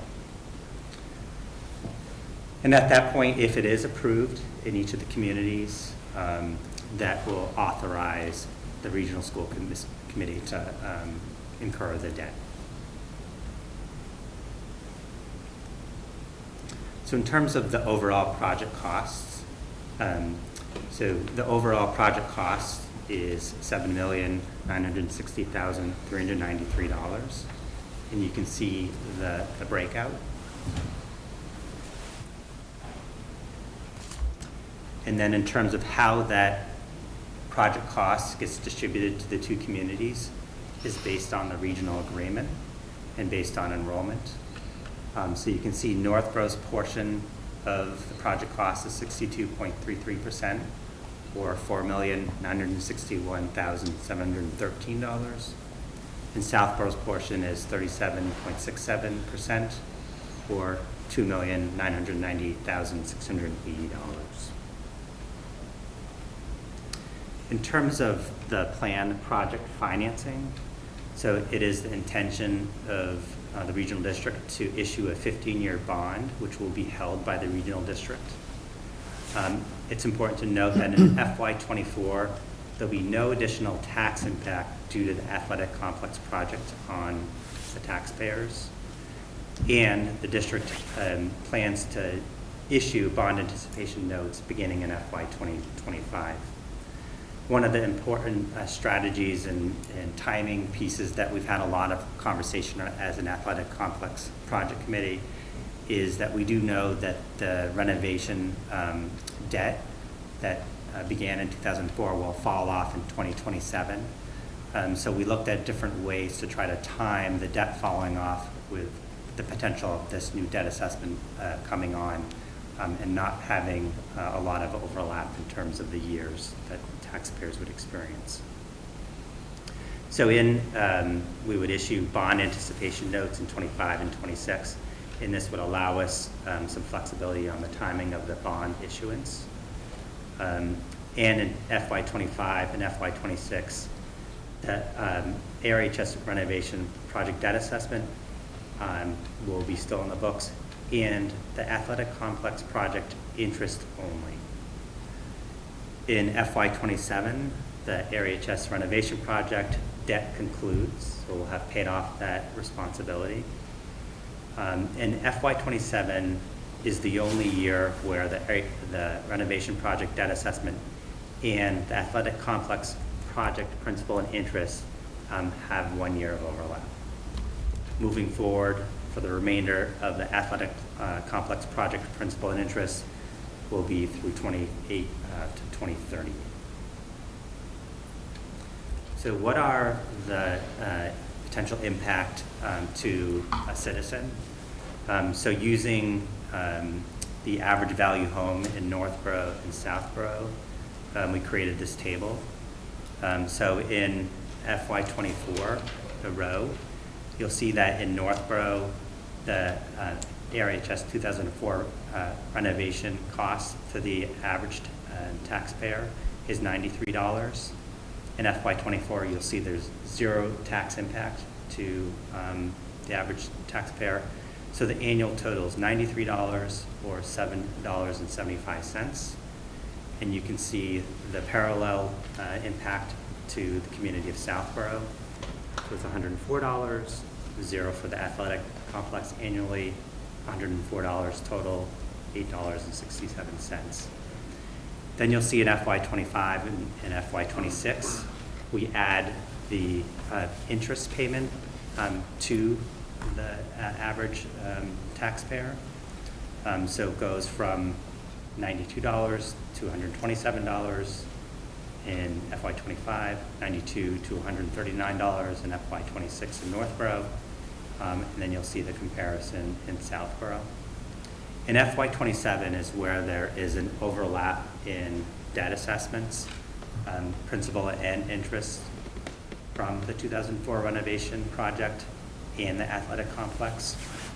So in Northborough, the peak is $90 for the renovation project, $72 for the complex, for a total of $162 or $13.50 a month. And then in Southborough, it's $109, $87 for the athletic complex, principal and interest, for a total of $196, and then $16.33 per month. And then in 28 through 2038, the debt assessment falls off for the renovation, and the taxpayer will only will experience the debt assessment for the athletic complex. So for that period of time in Northborough, the average annual expense will be $73 or $6.08 per month. And in Southborough, they'll be $87 or $7.25 per month. In terms of separating, disaggregating the 2004 data assessment and the athletic complex project, this is just looking at the potential impact of the athletic complex project on the average home value. So you can see in FY24 it's 0. In FY25 in Northborough it's $25 or $2.08 per month. In Southborough it's $28 or $2.33 per month. In FY26 it's $47, $3.92. In Southborough it's $55, $4.58. In FY27 through 2038, it averages about $72 or $6 a month in Northborough, and the parallel in Southborough is $87 annually or $7.25 per month. And again, this is using the FY23 average home value in each of the communities. So what are the impacts of non-approval? We do believe that there is increased future costs of the total project if the project is not voted. There are unsafe conditions requiring relocation of certain events. For example, our track coaches talk about having to schedule home meets away because we can't use the track. We continue to have non-compliance with ADA. We have limited access to the facility from community groups. The amount of time we can rent and allow access is limited. We have limited use from local sports. We have a continued financial investment to patch and repair, which I believe is a short-term investment. And over the period of 2013 to 2023, we've invested over $700,000 in trying to repair and maintain and keep the current facility with some level of integrity. If we do nothing, we have continued poor lighting conditions, and really we feel there's a disconnect between the district's core values, mission, and vision. We did look at the cost estimate that Gale Associates provided to boosters in 2013, and we did an analysis of what would the same project cost from 2013 to now. So in 2013, you'll see the items that we were hoping to accomplish totaled $3,634,000. $3,634,000. And comparing the 2013 cost estimate with the 2023 cost estimate, the costs have increased by 65.63% to $6,019,299 for the same scope of work. So waiting a year will most certainly add to the overall cost. So at this point in time, I will conclude the presentation and turn it back over to the chair, and I'd be happy to answer any questions. Questions from the committee or comments? Yes. I serve as the liaison for the senior center, and I see that they could be quite vulnerable to these increases. And wondering, prior to the town meeting, if this presentation could be given to them for their input and their opportunity to digest it all, if there's been a consideration to do that. Yeah, I mean, we'd be happy to work with you and provide an opportunity to share information and answer any questions. Yeah. It would be very helpful. I think that would be a good strategy to include them before the vote. So just, oh, where'd you go? Oh. Piggybacking on that, is there a way, I don't know if it exists, but I mean, the number crunchers seem to do everything, because those numbers were for the average Northborough and Southborough house, and I'm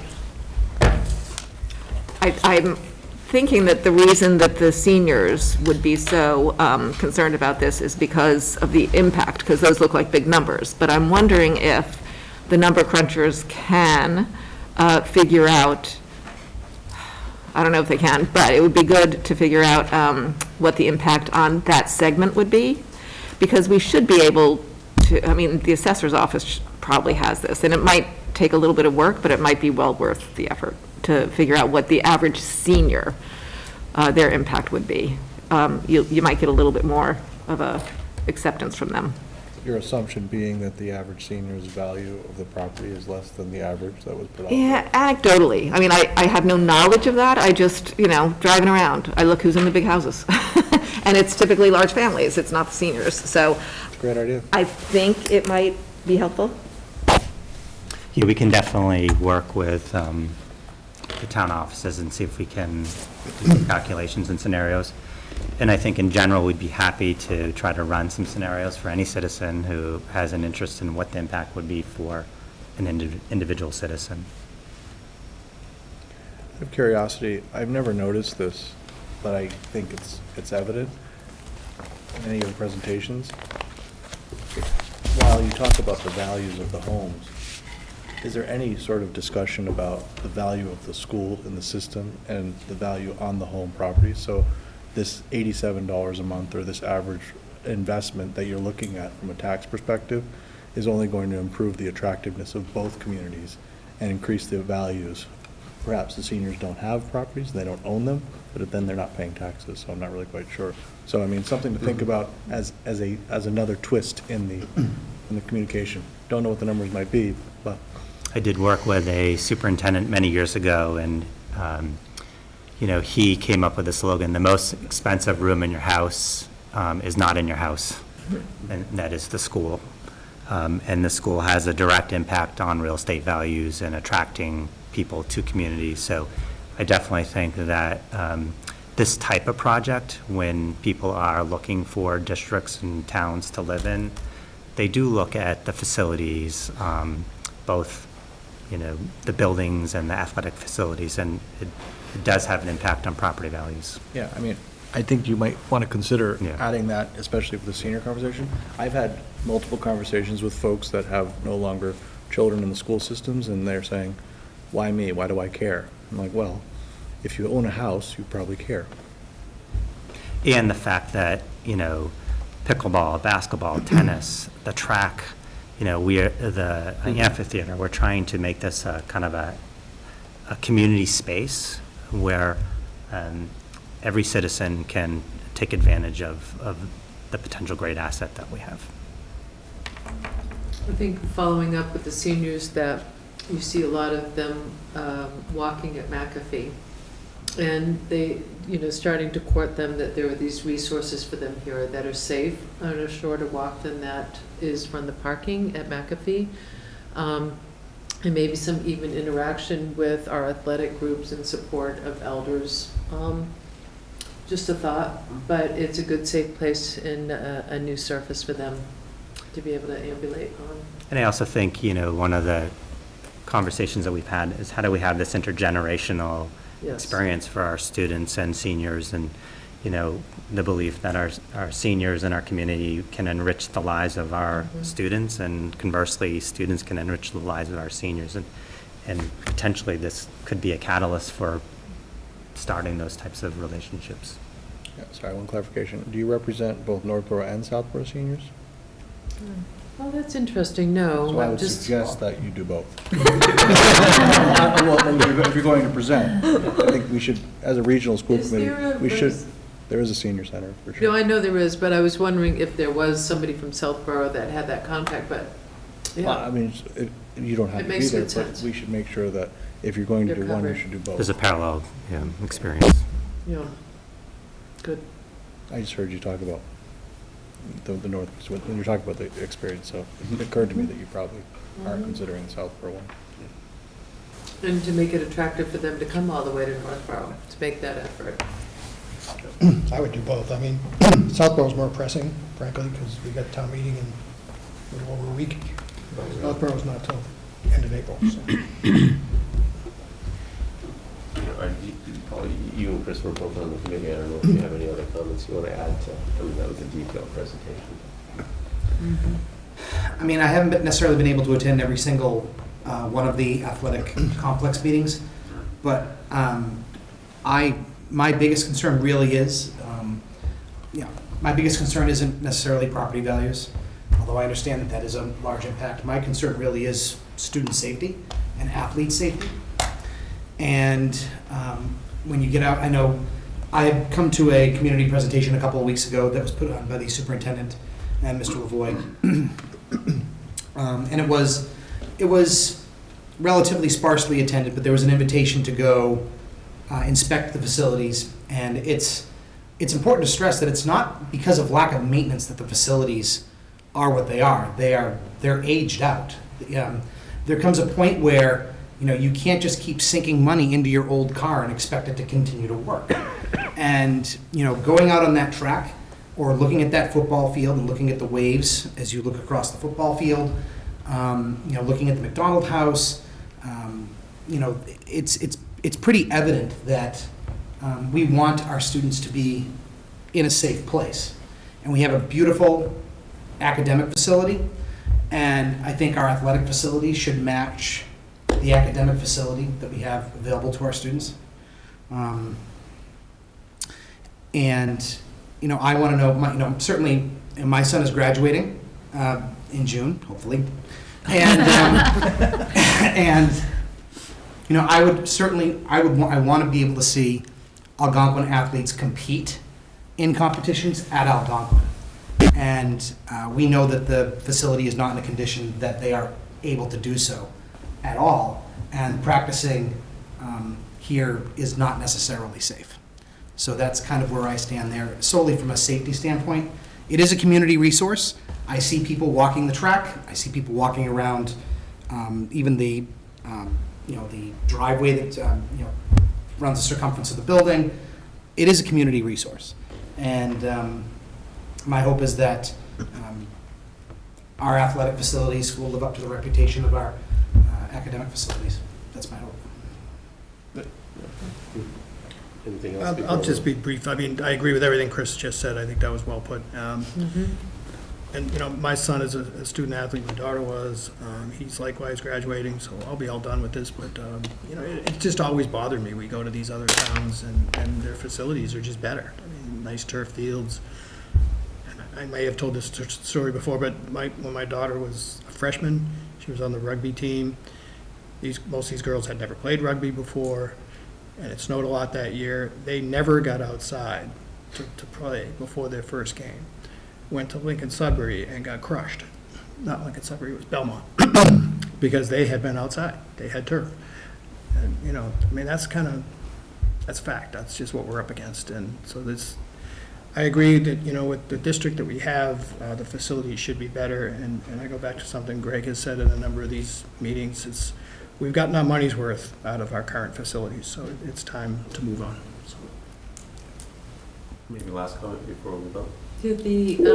So the state gymnastics event that was there in our facility last weekend paid some degree of rent. And I understand that the MIAA wouldn't allow events to happen. Can we get an idea about what the income is for these type of events that we would now be able to host that we weren't able to before? That's something I hadn't heard about, the feasibility of earning some money toward this. It's not a, Joan had a question, I'm sorry. no, you're right, I heard her. Ding or dang? Go ahead. All set, Joan? I'll send her, does somebody want to answer Catherine's question? I think that was. Yeah, I think we'll have to work with Mike Masserino and get the data. I will share that if this project does come to fruition, the opportunity to rent the facility to, for example, adult leagues on the weekends and so forth, creates a new revenue stream that we can use to maintain short-term and long-term this facility. But there are also opportunities for playoffs and and things like that. So even if Algonquin's not in the playoffs, we can host and. Yeah, typically, the MIAA hosting of events aren't huge moneymakers.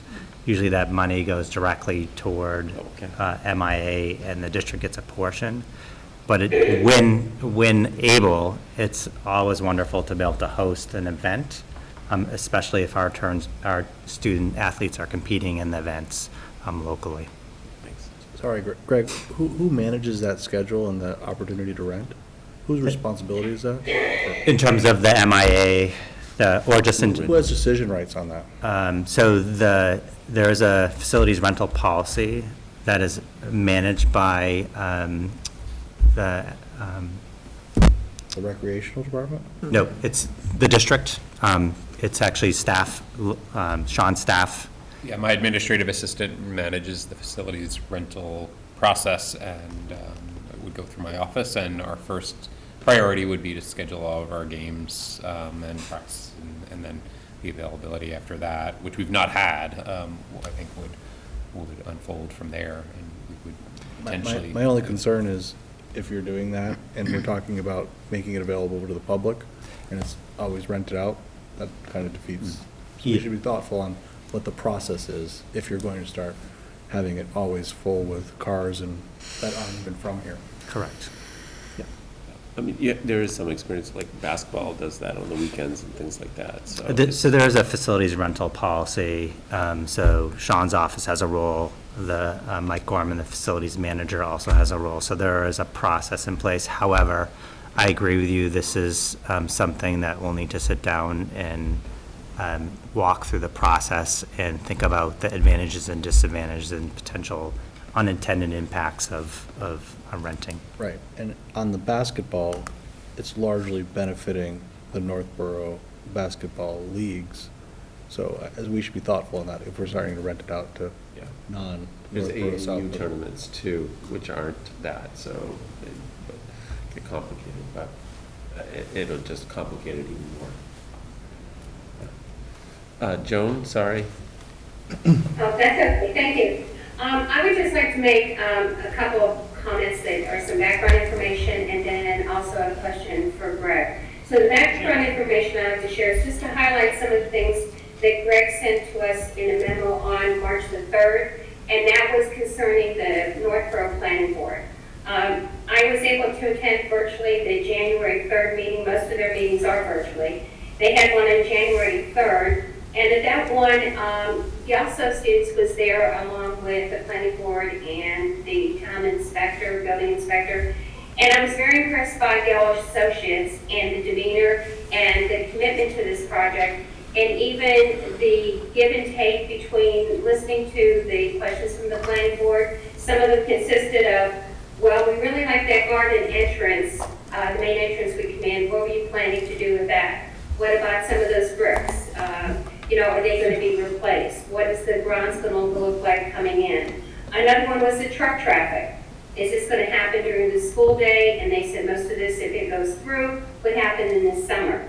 They also talked about, well, what exit could they use from the high school? Could they go out to Route 20 for the trucks when they're doing the construction? And they said that they could, and they would be talking to the police about it. They also talked about the turf field. What was going to be the composition of it, and even as far as what was going to be the membrane that was going to be underneath it. I was just pleased by the Yale Associates and our administration and listening and being concerned. It was the most congenial meeting that I think, besides ours, that I have seen, especially for a project of this magnitude. And the January 3rd meeting then continued because there was more follow-up that Yale Associates had to look into more research. It was continued to February the 7th, and then the last one that I attended was the one that was on March the 2nd. And so I would just like to say that the planning board has been involved into this in Northborough, along with the Conservation Commission. And in Greg's letter of March the 3rd, he mentioned that the Conservation Commission voted to approve a permit for this project. And at the end of Greg's letter, I guess this question is to you, Greg, is what was the outcome of the planning board on March the 7th? Is there another follow-up meeting or what was their decision? So as part of Gale Associates' contract with us, they are moving us through the permitting process. We have a permit from all the boards and committees that we need, so we did get conditional approval from the planning board to move forward. So in terms of permitting, we are in a great place. The conditions of the planning board are ones that we would expect and have no issue meeting. So in terms of permitting from the planning and the Conservation Commission, we are in a great place. Okay, thank you. And I'd like to thank Paul Desmond, who's in attendance tonight, and Mr. Keith Boyd, Greg, yourself, of course, and the co-chairs of the Algonquin Athletic Complex Committee, because this has been a long several years of dealing with this, but I think that you have educated everybody on the needs of this and have listened to the needs of the community, and hopefully we can go forward with this and with a successful vote at the town meeting in April. Thank you.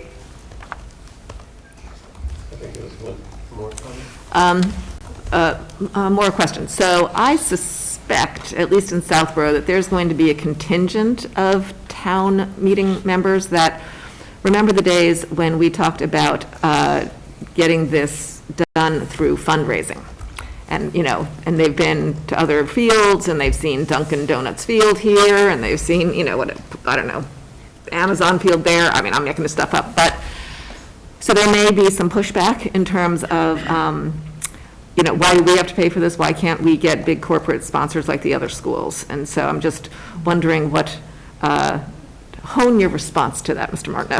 Yes, I think that the Athletic Complex Project Committee had a lot of conversation around, how do we bring this project to fruition? One of the conversations we had is the scale of this project and the needs of the athletic facility is not one where we're going to fundraise our way out of this responsibility. We do believe it is a community responsibility, the communities of Northborough and Southborough. If there was a donor who wanted to donate money to the project, obviously we'd accept, but we do feel that the way we're moving forward, asking for the commitment from the communities to invest in this facility is the right way to move forward. Can I just add one thing to that? I mean, we haven't given up on sponsorships, and that's really a booster function. And if you recall, we did pass a policy a few years ago to allow different signage and things like that they can sell. So that's, they started down that path, you're aware of it, a few years ago, pandemic hit, and there was just so many false starts with this project that we were told that people were like, yeah, we'll believe it when we see it. So if this passes, we start construction, it's a different story. And then, the hope is, I think, that we can sell some sponsorships, and with the rental income and things like that, create a fund to maintain the fields over time, which is, going to be the next step. Second question, I'm sorry if I missed this, but if this passes at town meeting, both town meetings, when are we shovel ready? Like, when do we expect this to be completed? Sure. So in terms of the, everything but the amenities building, that is a construction project, so that's a different procurement process. Gale Associates have moved us through the procurement process for the Public Works project, which is everything but the amenities building. We have bids in hand. We have 4 bidders. We had a bid opening meeting this past Friday. We just actually received communication from Gale Associates this evening outlining their recommendation based on the reference checks and their experience. So they have a recommendation that we have to review as an athletic complex project committee. Given the successful passing at each town meetings, we are shovel ready immediately thereafter, and then it's working with the contractor to make sure conditions are safe and we have everything lined up to move forward. So we are hoping this spring for the Public Works part of the project, and then we'll have to go through the procurement process for the amenities building, the facility. That probably will take a little bit longer and most likely would be done sometime in November moving forward in the winter months. But the fields, best case scenario, would be ready for fall? Our intention is to be ready for the fall season, so that our student athletes have the use of a brand-new facility. I would just say as a minor point, I would not be in favor of any food establishments like Dunkin' supporting athletic fields, just the unhealthy food, athletic, right at you, Marianne. I see you smiling. I think that's covered in the policy. Okay, great, thank you. Yep. Given that discussion, we need to have a vote. And so I read this whole thing? Yes. Okay. So the motion would be that the Northborough Southborough Regional School District, the district hereby appropriates the amount of $7,960,393 to pay the cost of renovating and making extraordinary repairs and other improvements to the district's athletic facilities, including, but not limited to, replacing the current football field and junior varsity practice field with turf fields, replacing the existing track, replacing the existing tennis courts, replacing the existing bleachers and press box to ensure compliance with ADA requirements, construction of a new outdoor amphitheater, the renovation of the amenities building, and for the payment of all cost incidental and related thereto. To meet the appropriations, the district is authorized to borrow said amount under the pursuant to Chapter 71, Section 16D of General Laws, and the district agreement as amended, or pursuant to other enabling authority. No amount shall be borrowed or expended pursuant to this vote unless the meeting in each of the towns of Northborough and Southborough have affirmatively voted to approve the debt authorized by this vote. Further, within 2 days from the date on which the above vote was adopted, the secretary be and hereby is instructed to notify the Board of Selectmen or the Select Board, as may be the case of each of the member towns of the district, as to the amount and general purpose of the debt herein authorized, as required by the district agreement by Chapter 71, Section 16D of the General Laws. So moved. Second. Moved by Paul and seconded by Chris, and so we'll take a roll call vote. And we need 7 affirmative votes, right? So Joan? Yes. John? Yes. Matt? Yes. Karen? Yes. Kathleen? Yes. Paul? Yes. Kathleen? Yes. Chris? Yes. Yes, for myself, so that's unanimous, and we have the votes to move that to the towns. And Kathleen, we do have the letters for you to sign as the secretary. What letters? Instructing the towns. Okay. The further voted part. Further voted. Clerk responsibilities. Okay. Okay, that's a major Yes, so order of thank you. business. Yes. Congratulations on the administration for working, and the committee working so hard to move that forward. Thank you for all your efforts. Yes, Mm-hmm. incredible effort. Thank you for your votes. That moves us to the warrant Once a articles. year meeting. So in your packet are the draft warrant articles. First for the warrant article for Northborough Annual Town Meeting. Southborough is a consent agenda, so we do not need to go through the same process. And also you have the articles for the athletic complex also in your packet. We do need to assign a person who is willing to read the article on the town meeting floor on April 24th for Northborough. April 24th. Joan, you gonna be in town? Yes, I am. Would you like to read that? You're, Which one? I lost you there for a little bit on audio. Which one? Yes, definitely. Which one is The it? budget. the budget article? Oh, definitely. Fantastic. Okay, All right. thank you. Old business? None at this time. Policies and development? None at this time. We did that last week. Public comment? Is there anyone in the audience that would like to comment? Communications, I would say, I'd ask the committee, well, let's do the bill and payroll, and then we'll get to the agenda. Bills and payroll. Nothing. So future agenda items. Coming off of the committee meetings last week, we had some questions about when packets are available to the public in the agenda. I was wondering if the committee would like to put that on our next agenda to discuss and make a determination. So you can have it on. Yes. I would agree. Okay, so we can put that on our agenda for next month. Could you make sure Cheryl is in attendance so that she can tell us what would be involved, because it'll be on her back. I will have a conversation Good. with Cheryl. Good question.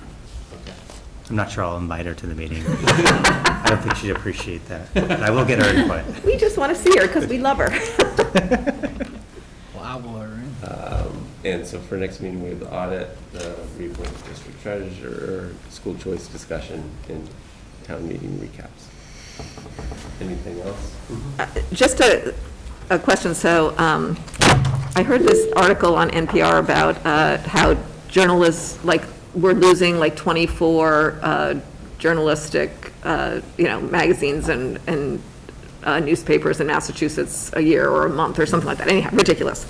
And so they were talking about who's filling in for those with sort of online, not ad hoc, but online news sources.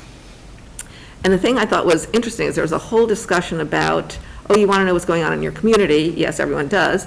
But they were talking about, what about school sports? And so I thought to myself, how lucky are we to have this Harbinger, which is, it really brought home to me that not every community has this. They really don't. And so then it struck me as I don't know the last time I was able to pick up a Harbinger. So are they still even printing them? So they are. So they went to a new format in the last few years where they produce most of their content online, and then they consolidate a lot of that into large issues once, a few times a year. And a new print issue is coming out next week. And that, to give you a sense, when I used to run the Harbinger, we'd produce maybe 6 issues of 12 pages a year. Now they're producing 2 or 3 issues of 48 pages a year. So it's the same content, kind of repackaged, and a new one's coming out next week, as I understand it. And as I understand it, the front page story is the athletic complex. So can anybody access the whole Harbinger? Online? Online? Yeah. So I don't, and that's totally on me. So is there some way that in our packet or something like that? Because in the old days, we used to just, as communications, get the physical, Yeah. But instead of making us pull it down, is there I can any? put a link in the superintendent's memo. Yeah. It's a standing link that. That's great. Under communications or something like that? I just think that would be great, because then it puts it in the forefront of our minds. And your compliments, which I'll share with our students and our advisor, remind me that I really should have highlighted. They won an award, or were named a National Pacemaker finalist a week ago, and that means they're in the top 24 of online newspapers in the country. In the country? We're only 24 named, and we're among the 24. Wow. So yeah, we're very proud of their work. Yeah, they every year they win awards. They're incredible. Yeah. If you go online, I think you donate $40, they'll send it to you, the physical version. Thank you. Yeah, accept donations, yeah. Do we have to approve it? Okay. Joan? Yes, concerning agenda items for next month, this would be at the discretion of you and the chairs and Greg. I saw that our district was awarded part of the Massachusetts Executive Office of Technology Services and Security, a cybersecurity awareness program.